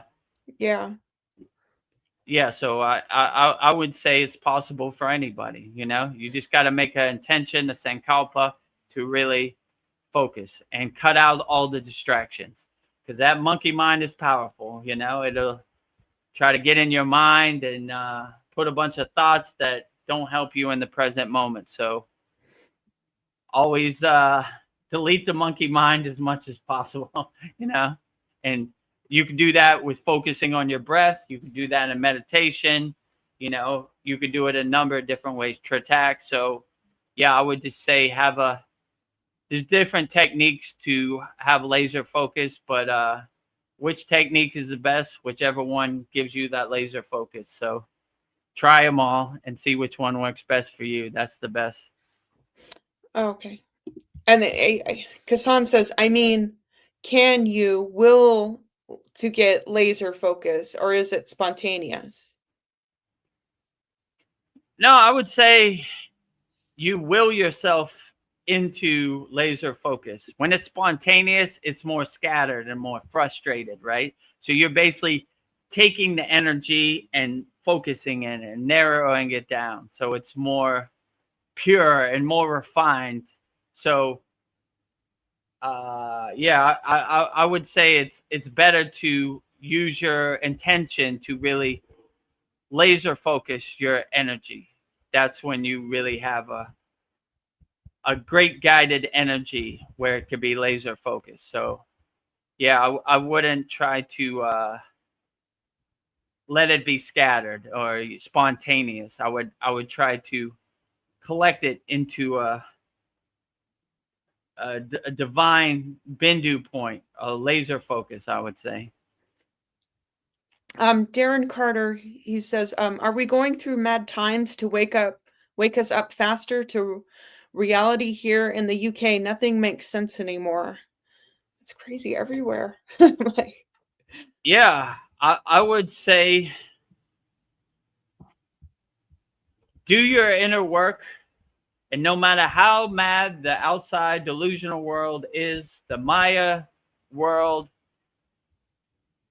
you have the tools to help you guide you through this crazy Maya delusional world.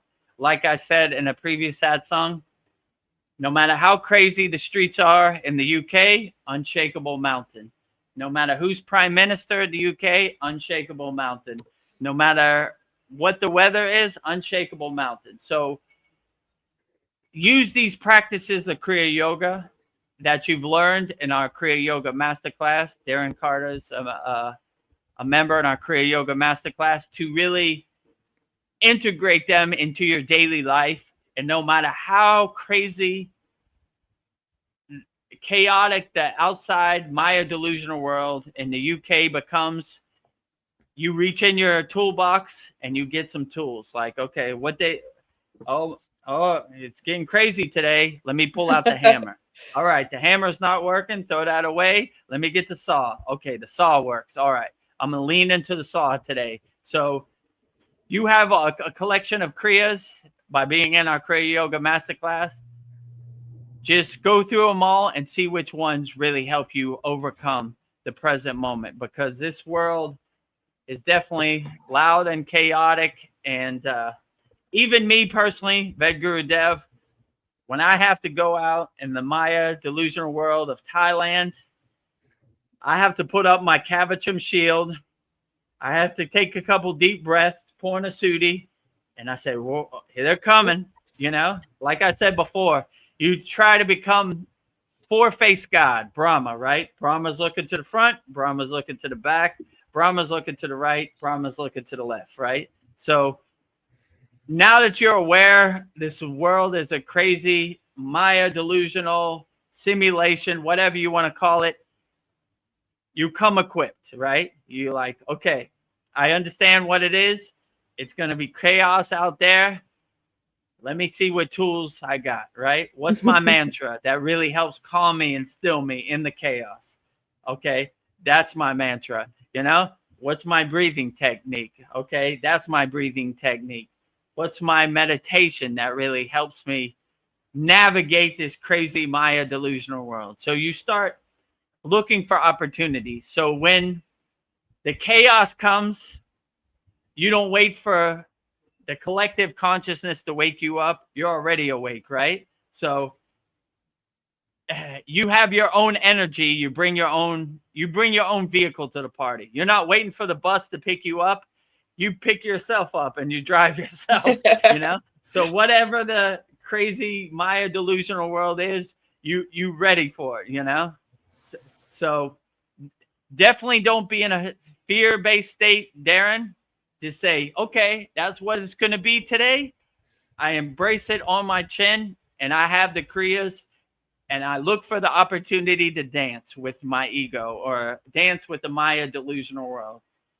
I said before, or earlier in the Satsang, I want to be Braveheart, coming down the hill with my flag, white flag. Oh, you know, and first devil I see, I'm going to punch him right across the chest.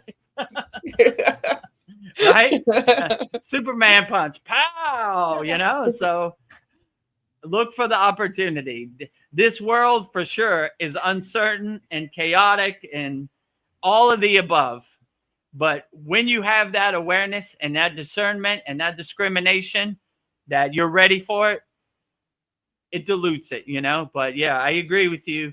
This world is dense and chaotic, and it's going to the crapper. Let's say it like that. Yeah. So I can't say for sure in UK, but I'm sure it's same in America, same in Thailand, same everywhere, right? So we stay ready so we don't have to get ready. So if it goes in the crapper, you're prepared, you know? Like, well, Vedagurudev told me this was coming, and here I am. So a break in case of emergency. You know how to have that fire extinguisher, right?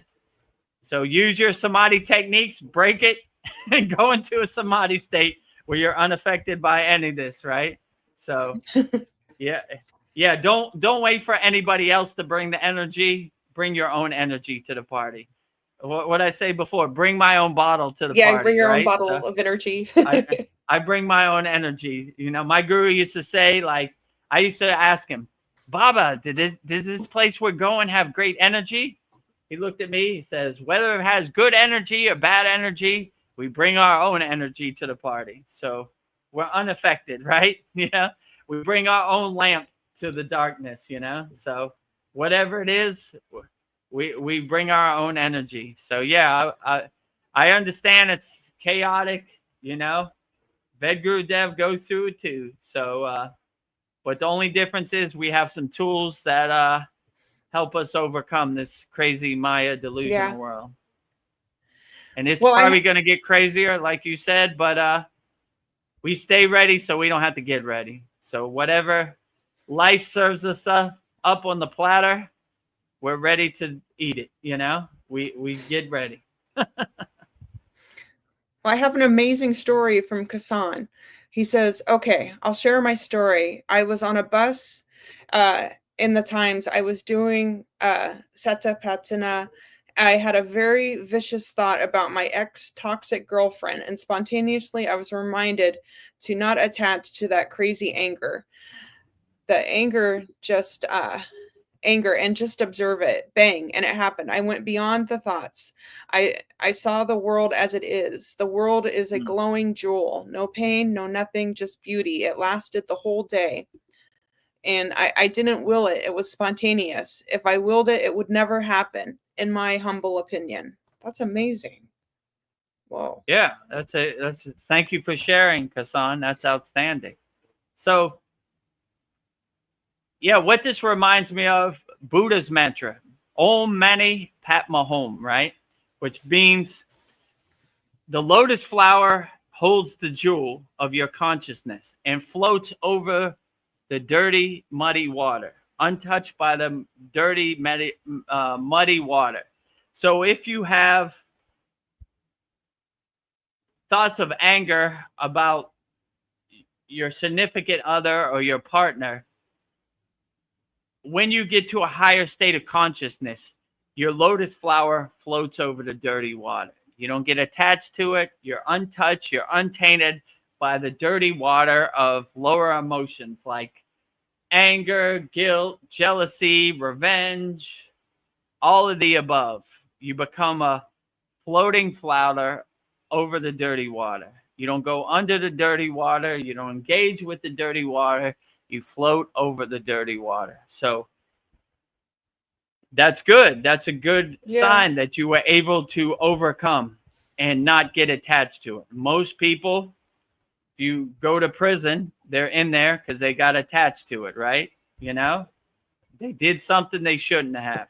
So once you overcome it, you can see the pieces on the chessboard. You begin to have the awareness like, oh, I know what this is, you know?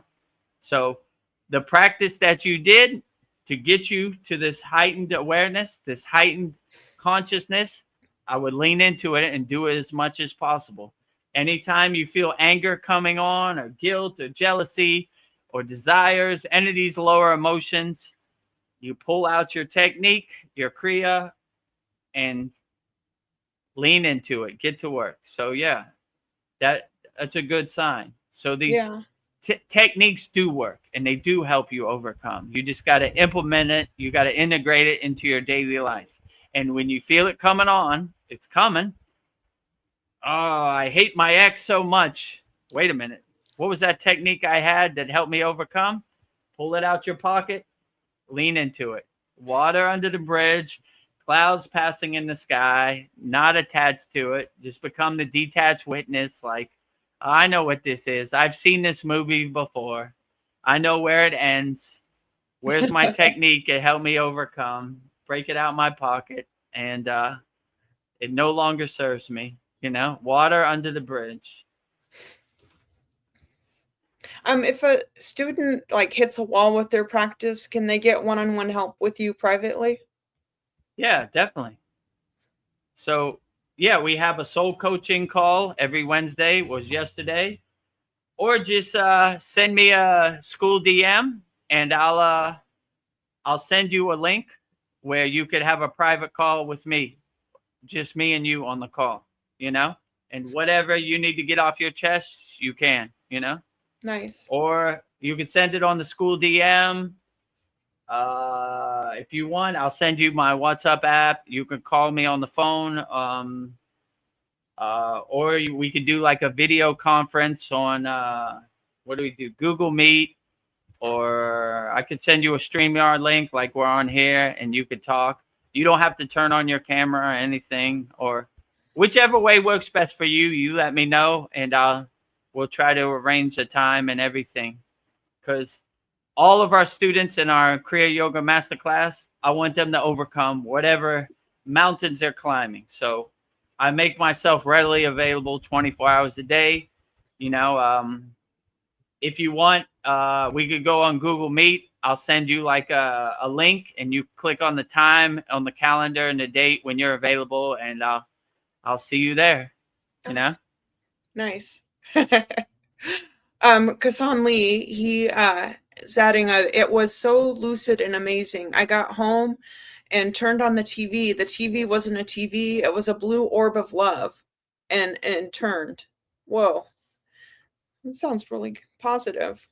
Yeah, sounds great. Yeah. I would give gratitude for that, or giving you an audience, and embrace it and treasure it. It's a beautiful thing. You know, most people get frustrated and discouraged when they're on the spiritual path because they don't have these confirmations. But when you have these confirmations, you know you're going the right direction. So anytime I have a confirmation, I don't know what happens, a bird or anything, I say, oh, I'm on the right track. Keep going, you know? Things are falling in line. The pieces of the puzzle are going good. So they're fitting together. So I would lean into that, you know, and see it as a true blessing. Like I'm going the right direction. These things don't happen for no reason. They're like little breadcrumbs or signposts or confirmations on the path. So when they happen to you, then you know you're going the right direction. So keep up the good work. Kasan Lee. I don't know. We're getting to that time. I think my earbuds are going to die, but we're having such a great conversation. Like, but Kasan Lee, he says, but I know I can't will it to happen again. It was just spontaneous. Yeah, I guess you can't force it. Yeah. So this reminds me of CDs, right? My guru used to say, who wants CDs? The short answer, the ego. The long answer, the ego. The long answer, nobody. Because these are things that kind of happen. They can't happen on demand. They just kind of happen. And when they happen, the good thing is you're aware of them. So when you're aware, you enjoy them a lot more and you don't take it for granted, right? You see the blessing and the signpost, or but yeah, when you raise your consciousness, these things happen as like a byproduct, right? It just happens, right? You can't will them into existence. When it happens, you know, like one time this happened to me too, like a golden orb woke me up at like 3 a.m. But at this time I was ready and waiting for it. So I knew what it was, and I got, you know, I bowed to the orb, you know, I knew what it was. So now that you're aware, you're more open to it, right? And you kind of know what's going on. Most people, they take it for granted. They see it as a coincidence or whatever. But when you're open to it, these things kind of happen. And when you surrender yourself to your meditation practice or your pranayama practice, these things kind of happen, you know? So yeah, keep going straight, keep up the good work, and you'll be surprised that they'll give you an audience more than you expect, you know? But it's not an on-demand thing. You can't say like at 12 p.m. On September 3rd, Babaji would come visit me. It just doesn't work that way. Mark your calendar. They happen when you least expect it. So, you know, just don't have no expectations, because that kind of pushes it more away. Just do it, and you know, you'll be surprised. You'll enjoy it. Kasan Lee says 100%. So He agrees with you. 100%. Oh, this is a thought. I don't know. It's important to who you surround yourself with. And with Kriya Yoga, I feel like Kriya Yoga can ruin relationships when you realize this person will never get you or care to understand you. But maybe that's a good thing. But yeah. This is the toughest mountain for all yogis and yoginis to climb, right? When you raise your consciousness and your awareness and your partner stays dormant, it doesn't align or match up. You know, this is happened to many householder yogis.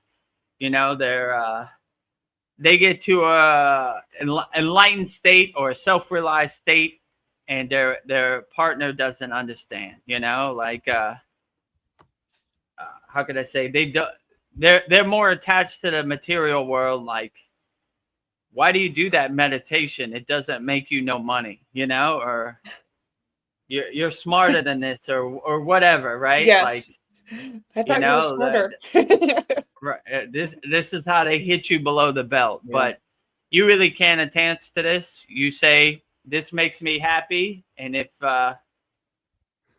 you want to be in my environment, you have to understand it, and anything that makes me happy, you should support it and uplift it, you know. So, but it doesn't usually work out that way.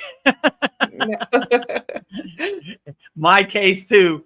My partner, significant other, whatever you want to call it, does not like my statues, think they're false idols, thinks meditation is a waste of time. But this is a high mountain yogis and yoginis need to climb. So, you know, keep your chin up and don't get discouraged. It happens to the best of us. The most enlightened yogis, Lahiri Messiah included, this is something he had to overcome also, like we all do. You know, it's very rare you have a significant other that understands where you are and is on the same frequency as you. Yeah. It happens, but it's rare. Well, Kasan Lee, he sends us an emoji of somebody crying. And then he says, "This is why I don't date or marry anymore." I understand. Yeah, it's hard out there. Stay light on your toes. You never know. When you least suspect it, you might find your soul flame, your twin flame, you know, your soulmate. Who knows, right? Yeah. Just don't put any blockages up for yourself, you know. Who knows, you know, when you least suspect it, you might find your soulmate. You know, it's not impossible, you know. Stay light on your feet, keep your options open, you know. Don't get attached to anything. Let it flow, you know. Who knows, right? Yeah. But it's not easy out there. Nope. Enlightened beings, self-realized beings, dating lower frequency beings is not happening, you know. Oh, Kasan. He says small talk and stuff. I'm like with a woman. Oh. Yeah, well, you know. Yeah, I mean, I hope you find somebody that's your match. When you have higher frequency consciousness, talking about the movies or whatever has no real meaning to you. So it's hard to relate, you know. Let's say you have a higher perspective, you have a higher consciousness, you have a higher wisdom. You know, the Maya delusional world doesn't have the pull that it does, right? So small talk, like I don't know, what do you think about Donald Trump? Nothing. Yeah, I think small talk is exhausting. There is no small talk, right? And I could say in the Himalayan mountains, there was zero small talk. It was very few words. It was mostly silence is the best teacher, Mona. And it was basically, I don't know, one word sentences, you know? Eat, you know? Sleep. Yoda. Sadhana, you know? So very simple to the point. Very simple, less small talk, right?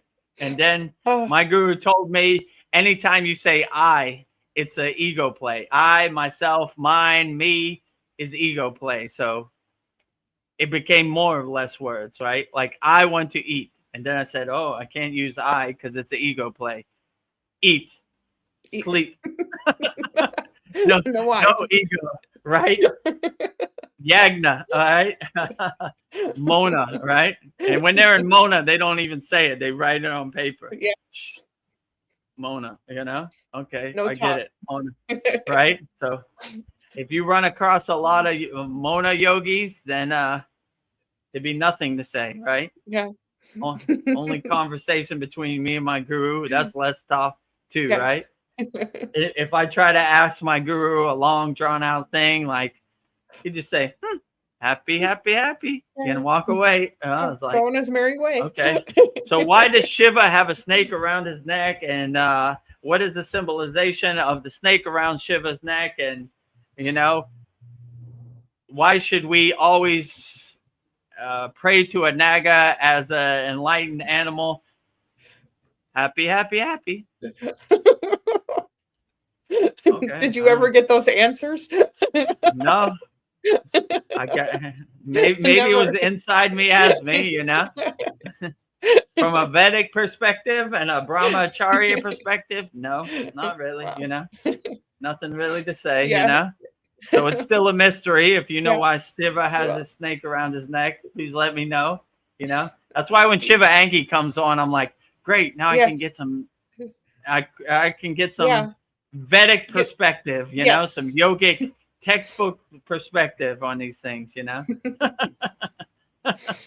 So Shiva Angi, if you're watching this, always come on. You're always welcome. We have some questions. I'll go on I'll go on the small screen. You can go on the big screen, and just, you don't have to turn on your camera. Just sit, you know. Give us the traditional yogic Indian perspective. Yes. Spill the chai. Spill the tea. Spill the chai. All right. Chai. Yeah. Kasan Lee says, oh, go on. I was going to say in the Himalayan mountains, chai all day, every day. Every day. Right? It's chai time. Chai time. There is no non-chai time. It's always chai time. I can't think of anything else we drank besides chai. It was all chai. Yeah, you were probably sick of chai. Chai. Vedagurudev, it's chai time. What are we drinking today? Same thing we drink every day. Chai. Right? Chai. I don't know why you're making me laugh, Kasan. He says, no offense to women. No offense taken. It's quite all right. No offense taken. We have thick skin here at the Kriya Yoga School. We have our Kavachum shield up. We're not offended by anything, right? I can't even get a needle in here. Darren Carter, I'm very happy. I'm very lucky to have a wife whose energy is matching mine for 32 years together. That's so beautiful. Yeah, outstanding. Yeah, that is very beautiful. If you're lucky to have a wife that understands your energy and adds to your energy, you know, I say one flame is a fire, two flames together is a super fire. So if rising tides lift all boats and she lifts you and you lift her, what's better than that? You know? I'm jealous of you, Darren Carter. I need that in my life also. Yeah, Kasan says, oh my God, you guys are gods then. Aw, you guys are God. Walking, you're like Shiva and Shakti, Parvati. Right. You are walking God too. God inside you as you, right? So if you see everything as a reflection of God, you're on the right path, you know. And then Kasan says, no, I don't like to associate with anyone romantically. Women. Okay. It's cool. Yeah, it happens. You know, there's a renunciate path, a sannyasi path, where they, how could I say, they save their seed, you know, seed retention. That's okay. I mean, whatever works best for you, that is the best path, you know. Just stay light on your feet. You never know. when you say you don't go with the female energy, you might be surprised, you know. Stay light on your toes and look for the Yeah. opportunity. Maybe it presents itself. Yeah. It always happens when you're not looking. Yeah, true. Darren Carter, we love you, Kassan. We love you, Kassan. Yeah, we love you, Yes. Kassan. We love you, Darren Carter. We love Yeah. you, Veronica. We love Paul. We love everybody out Yes. there in YouTube land. You know, We don't love be you, shy. Post your comments. Well, how We love Vedagurudev. yes, we have love for everybody. Oh, it's not seed retention, LOL, just avoiding social interaction. Yeah. Yeah, Sometimes, that's too. You know, that's the gory path. They want to stay as far off the glare of the Maya delusional world as possible. Yeah. Hence, they sleep in cemeteries. They sleep in the forest. You know, they want to be far away from the glare of the Maya delusional world as possible. You know, whichever path works best for you, that's perfectly fine. dear Kassan Lee says, Darren, I love you back. Oh my gosh. It's a big love fest here at the Kriya Yoga School on our Satsang.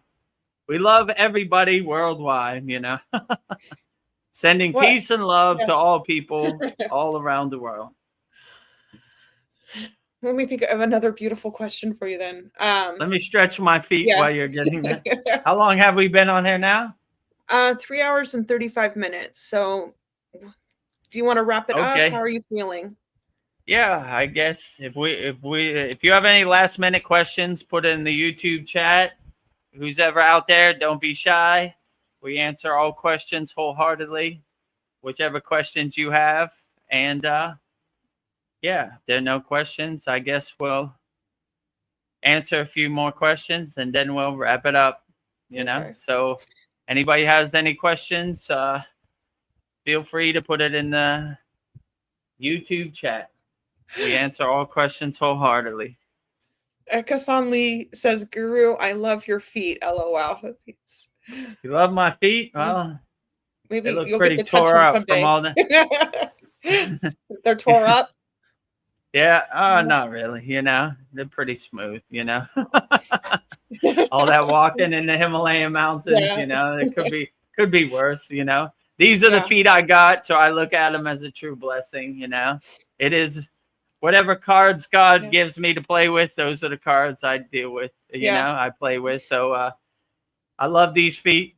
They're excellent. You know, could they be better? Maybe. Could they be worse? Probably. But these are the feet I got. So I'm grateful for the feet I got, right? Yeah. You know, I didn't know you could see my feet.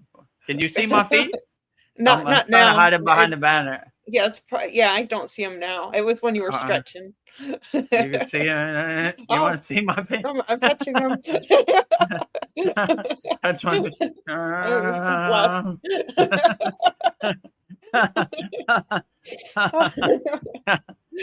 Darren Carter says, thanks for the satsang. They always go quick. Thank you. They do go quick.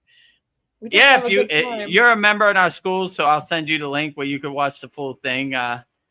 We had some very profound questions from Paul in the beginning about some interesting topics. Yes.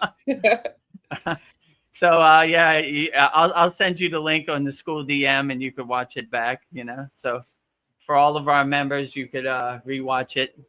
I think it's on our YouTube channel too, where anybody can watch it, you know, the full length.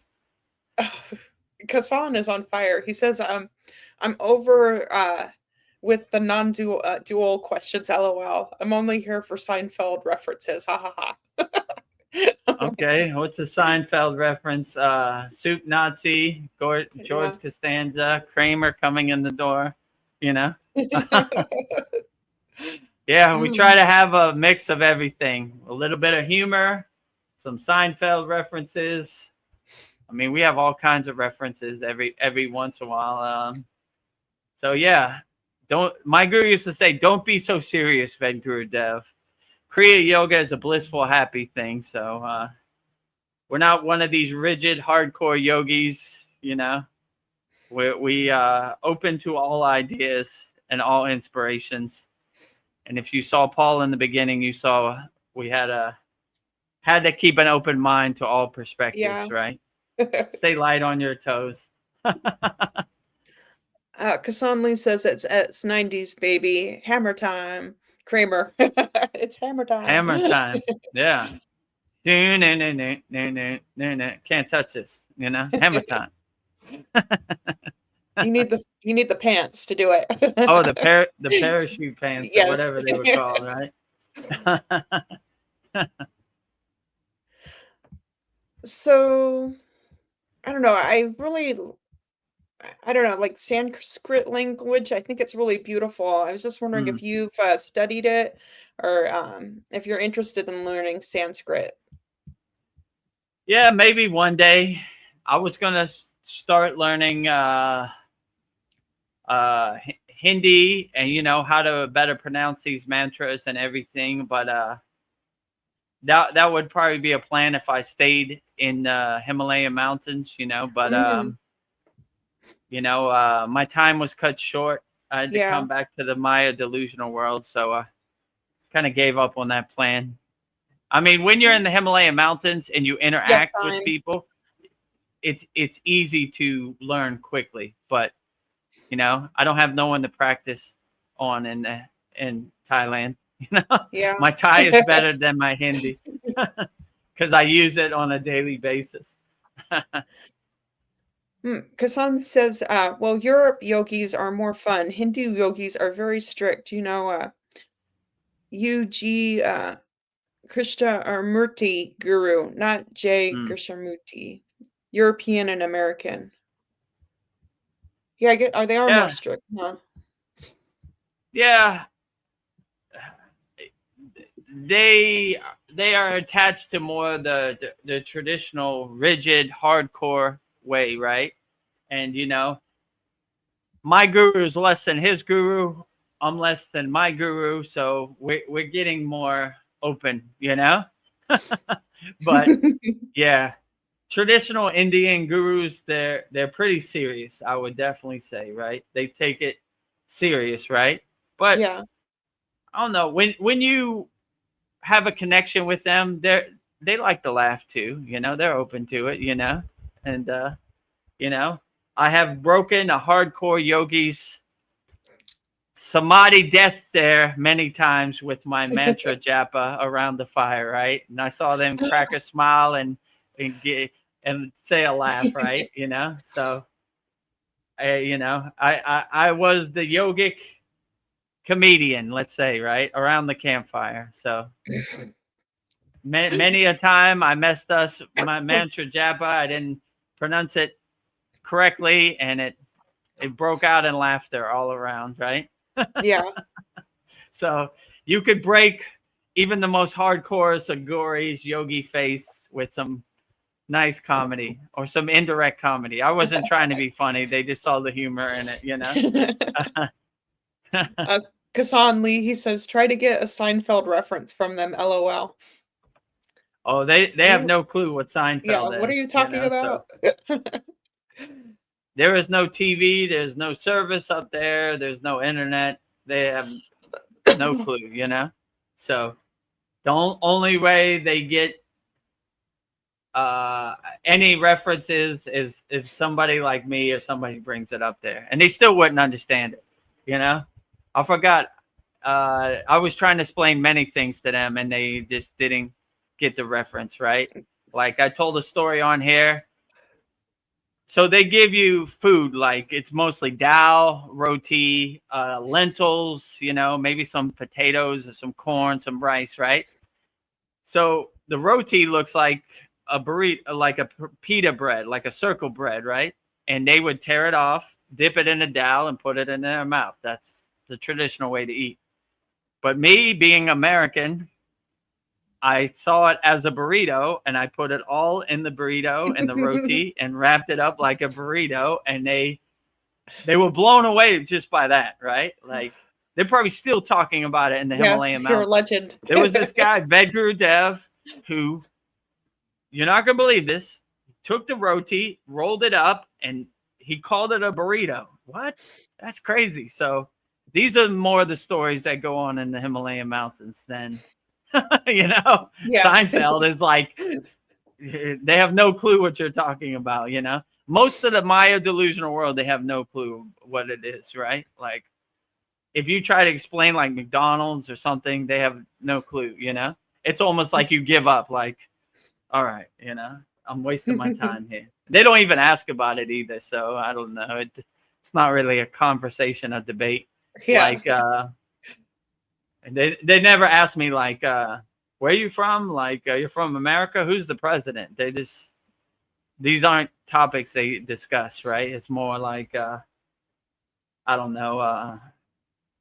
Today, what are we going to do for our sadhana, Or do you want to join me? I'm going to do my asana practice or something, That's pretty much it, Yeah. Or one word, eat, sleep. Eat. Bathe, Well, Kasan Lee, he says they laugh at watching people on the chicken run. Oh yeah, for sure. Their comedy is the Maya delusional world, right? Like anything you tell them about the Maya delusional world, they're like, that's their comedy show, right? They'll laugh forever about that. This person did what? Oh my God, This person said what about the chakras? Oh my God. Oh, good gravy. Yeah. Oh my God. What? Yeah. We've been doing this work for thousands of years, and that's what they say. Oh. Delusional, right? Maya. So that's kind of what they do look at the Maya delusional world as their comedy show for sure. As a distance, like in the movie theater, Like, yeah. I want no part of that. That's why I'm up here, Crazy down there. Me too. Before I came back, I was like, ooh, ugly, gross. Yeah. I don't want to go back there. No way. Crazy, right? Kasan Lee, he says, Babaji is one of them, the guru of Ram Das. Not Babaji, I forgot the name. Sorry. LOL. Oh, yes. Ram Das, Neem Karoli Baba. Yeah, Neem Karoli Baba. So, yeah, I love Neem Karoli Baba. Neem Karoli Baba's ashram is like 10 kilometers away from my guru's ashram. So I've been there 100 times. Actually, and you see in our school, the picture I'm holding is of Neem Karoli Baba in front of his ashram. So, yeah, I love Neem Karoli Baba. He was the guru for Mark Zuckerberg, Steve Jobs, and Ram Das. They are believers in Hanuman, right? Sri Ram. So they have statues of Hanuman. So, yeah, I love Hanuman too. So they're great, Outstanding, great energy. Oh, Darren Carter has something nice to say. He says, I was watching some of Chad's videos. He's definitely gifted, that man. Yeah, he is good at his videos. Yeah. He's posting If it wasn't for Chad, we wouldn't be here today. So all respect and glory to Chad. Yeah, he is good at editing videos. He is good at narrating videos. So yeah, he has some good insight. Oh, then back to the gurus we were talking about with Kasan. He says he was a rascal guru, as far as I know. LOL, crazy stories. Ram Das was a rascal guru? Yeah, I mean, Neem Karoli? I don't think Neem Karoli was a rascal guru. Probably Ram Das. He came to the spiritual path in the 70s, like psychedelic drugs and this type of stuff. So it wouldn't surprise me, I don't get the energy that Neem Karoli Baba is a rascal, He's probably most unrascal there is, But Ram Das, he could be, Oh. He says Neem Karoli, yes. Neem Karoli? Tell us a story. Maybe. I mean, tell me a story, I don't know if he was a rascal, Oh, I don't know. I don't get. Yeah, could be. I don't get that type of energy. It's more like higher enlightenment energy, you know? I mean, I don't know, could be, you know? He definitely, from what the stories go, he could see, he was clairvoyant and he could see things. So I don't know if he used that CD as rascalness, you know? Mhm. Could be.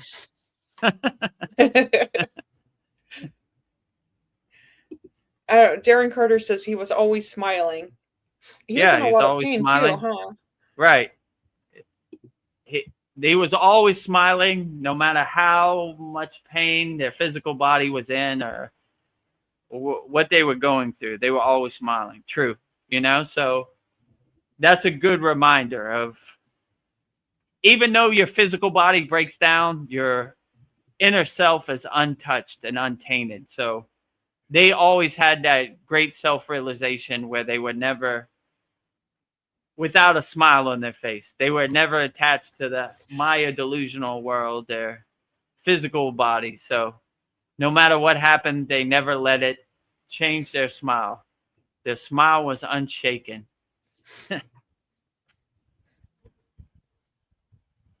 Yeah, it takes a lot to be happy. I don't know, have a smile on your face when you're in that much pain. Yeah. Yeah, but all these yogis, like Yeah. Ramayana Maharishi, the temple rats ate his body and he couldn't walk right. He had to walk with a cane, but untouched. His divine energy, his higher self, his soul was immaculate. Let's say it like that, right? You know, most of these yogis look at their physical body as like changing clothes anyway, so they're not attached to it. They say, I am not this body, I am not this mind. So I don't attach to any of this, you know? Like, Yeah. but it's definitely not going to affect my inner energy. So they're great examples of, no matter how much pain they were in, they're untouched by the. Oh. Okay, I guess we misunderstood Kasan. He says that rascal means they stun you with their CDs and stuff to make your ego go boom. That makes sense. Oh, I mean, Neem Karoli Baba definitely had some CDs, right? Like clairvoyance, he could read your mind, everything. So yeah, he could definitely stun you with his CDs. Like, I'm sure there's millions of stories of him using his CDs to stun people out there, you know? If it woke up their ego or not remains to be seen, you know? Yeah. But he definitely had the attainment of higher CTs, right? He was a highly enlightened being, as that's what my intuition tells me, you know? I don't see any more questions. So I think my last question to you will be what is beautiful about Kriya Yoga to you? I don't know if there's enough time in the day to answer we this give one. it. So Yeah. everything is beautiful about Kriya Yoga. I like when you said in your testimonial for our school, it's a gym for your soul. So it's an overall well-being. You do asanas for your physical body, you know, which are beautiful. You do pranayama, breath work, which is beautiful. You do meditation, dhyana, mastering your mind, which is beautiful, clearing out all the junk. You do mantra japa, focusing your aligning yourself with whichever deity you're calling, like opening the universe, calling whichever deity you're calling's direct phone number, right, through the bija mantra. So each bija mantra is like 1, 8, 5, 6. So you're calling directly to the God. There's no mistake who you're calling through the bija mantras. And bhakti, which is this love and devotion for God in general, you know, and all deities, whichever song you're singing. So it's an overall well-being, the five folds of Kriya Yoga that uplift you in all different directions. So it's like an expansion in all directions. So everything about Kriya Yoga is beautiful. Babaji is beautiful. Mataji is beautiful. Yogananda, Lahiri Messiah, Yukteswar, Ramayana Maharishi, Neem Karoli Baba, Ram Das, everything about it is beautiful. I mean, I'm biased because, Yeah. that's my football team, What isn't beautiful? yeah, that is the real question. What isn't beautiful about Yeah. Kriya Yoga? And you'd be hard pressed to find anything that isn't beautiful about Kriya Yoga. I mean, maybe you could say some yogis have a dogmatic approach to it, maybe, I mean, I don't know. That's pretty beautiful if you see it anyway. They're just honoring their tradition anyway. So yeah, you're right. What isn't beautiful about Kriya Yoga? So I see everything is beautiful about Kriya Yoga, and I don't want to be like, these are my toys and no one can play with them. I want to give Kriya Yoga to everybody. So that's why we have a free school. It's 100% free to join our free school. It's 100% free to subscribe to our YouTube channel. It's 100% free to watch all of our daily YouTube videos, Babaji quote, and long form satsang or soul talks video.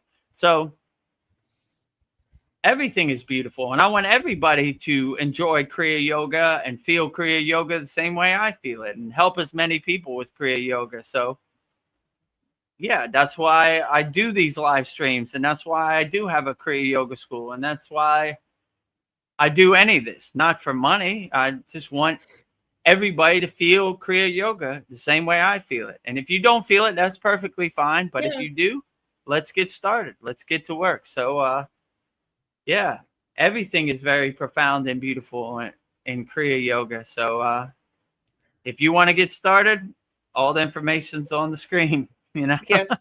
Let's get to work right now. It's beautiful. I want you to see the beauty in it too. I'm gonna do my best. Well, before we go, Kassan has a story. I think you've said this one before too, but I love it. He says that Ram Dass gave him LSD and he felt nothing and asked for more. He did till Ram Dass was out of LSD. He was on LSD the whole time. And Ram Dass was deathly scared the old he would die with that whole bag of psychedelics. Yeah, I've told this story many times on these satsangs also. So yeah, Ram Dass had something in his hand, and Neem Karoli Baba says, "What do you got in your hands?" He said, "No, Baba, that's not for you." He said, "Let me see." And when he looked at it, he took them all and swallowed them all, right? And when he swallowed them all, Ram Dass was like, "Oh, I just killed my Baba. I just killed my guru, with this." And he was unaffected by it. That's a perfect example. His energy was so untouched that, I don't know, 20 LSD pills couldn't affect him or send him to the hospital. So, yeah, he was a highly enlightened being. And a lot of these yogis are unaffected, Like, you say this will hurt me, this can't hurt me. And if this does hurt me, I need to do more inner work where I get to such a level where this can't hurt me. So you see sadhus, you see swamis, you see yogis smoking, drinking alcohol, doing all the things you think they shouldn't be doing, and they're unaffected by it. And this is a perfect example. Even if Neem Karoli took drugs, it didn't affect his inner energy, and he was unaffected by it, So raise your energies to such a high frequency that you're unaffected by the glare of the Maya delusional world. Well, Kassan says, well, the Baba asked Ram Dass for medicine. So, yeah, he got his medicine. Well, he got his medicine. He was unaffected by it, He has the best inner medicine known to man, right?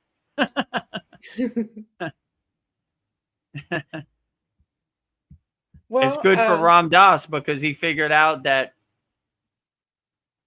this medicine, the so-called medicine, or this so-called external things, he thought he needed to get to the higher states of consciousness and see the secrets of the universe. Doesn't really get you there. It's snake oil, you know? If you do the inner work, you'll get there way better. You have the best medicine inside you as you. You are your own internal doctor, right? So no need for external things, internal things.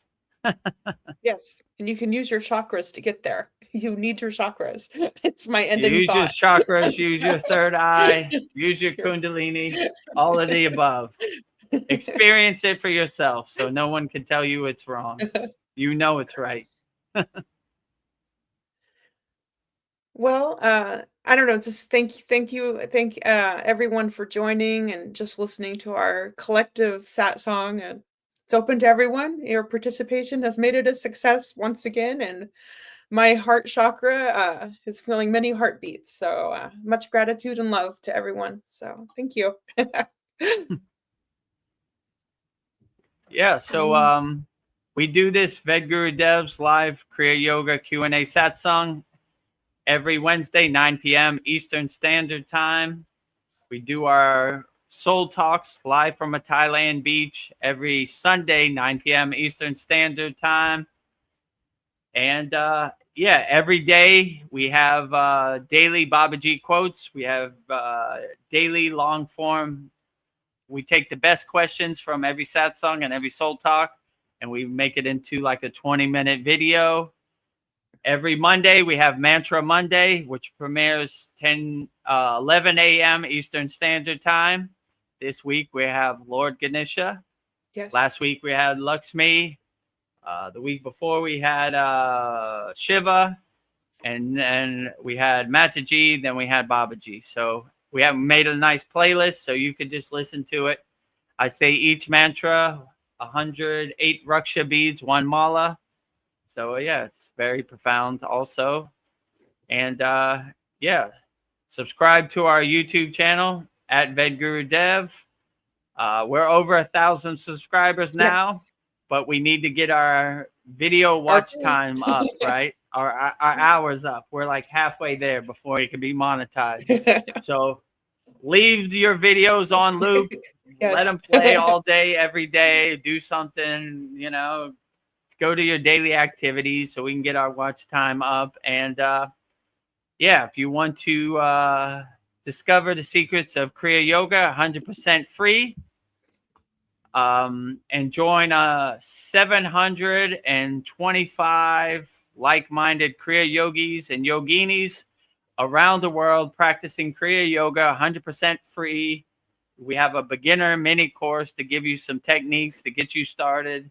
We have videos of who's Vedagurudev, who's my guru, what is Kriya Yoga, just to give you some framework of how to start practicing Kriya Yoga. All these live streams are on there for 100% free, you know, and we have a very interactive community with a bunch of videos posted every day.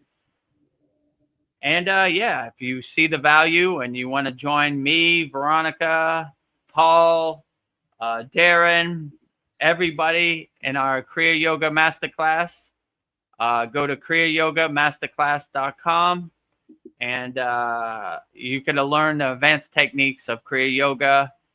And it'll be, I don't know, we have hundreds of Kriyas, so you definitely can find something, and you can have one-on-one coaching from me and get on a private call with me, and I'll make sure you get the fruits and benefits of practicing Kriya Yoga. So yeah, I guess that with that said, do we have any other last minute questions before we go out? I just have a final goodbye from Kasan Lee. He says, that was fun. Namaste. And, Namaste. Yeah, that was fun. Yes, we have the funnest songs here. I might be biased, but I think we laugh the most. For sure. So, yes. And he says, Namaste, Guru and Veronica. Namaste to you too. Namaste Kasan. to you, Kasan. Have a great day. Yes. Whichever part of the world you're coming from. Thank you all for joining. Yeah, so I guess with that said, we'll go out with Babaji's Mula mantra. So if you're going through something in the present moment and you need to call for Babaji's assistance, just call Babaji's Mula mantra, which is Om Kriya Babaji Nama Om. And Veronica will say it so beautifully right now.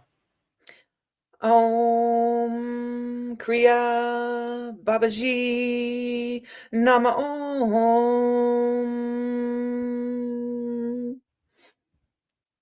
Om Kriya Babaji Namo.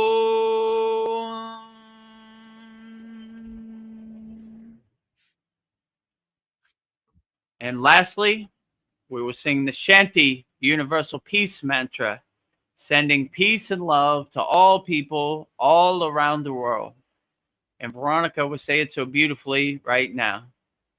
Om Shanti, Shanti, Shanti,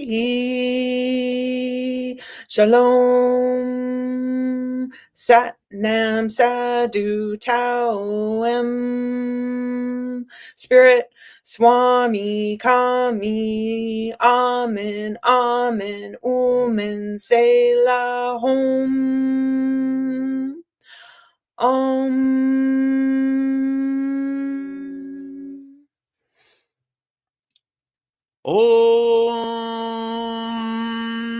Shanti, Shanti, Shanti,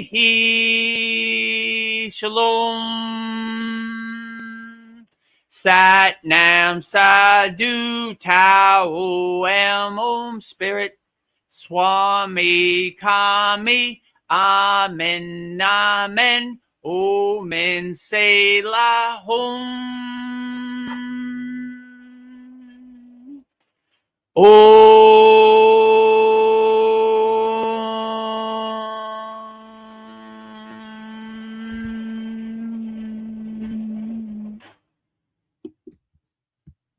Are you feeling spiritually lost, like you've tried everything, YouTube videos, online courses, even meditation apps, but still something is missing? Wondering, is this all there is? The world is loud and chaotic, and your soul is overwhelmed, craving inner peace, but you can't find your way back to yourself. This is exactly why I created the Kriya Yoga Masterclass and my proven soul coaching system to help people just like you. This isn't a video you watch and forget. It's a daily spiritual lifeline that brings you back to your soul. So if you're done feeling lost and you're ready to start transforming, then come join us. This is more than a course. This is your lifeline. Go to kriyayogamasterclass.com. Kriya Babaji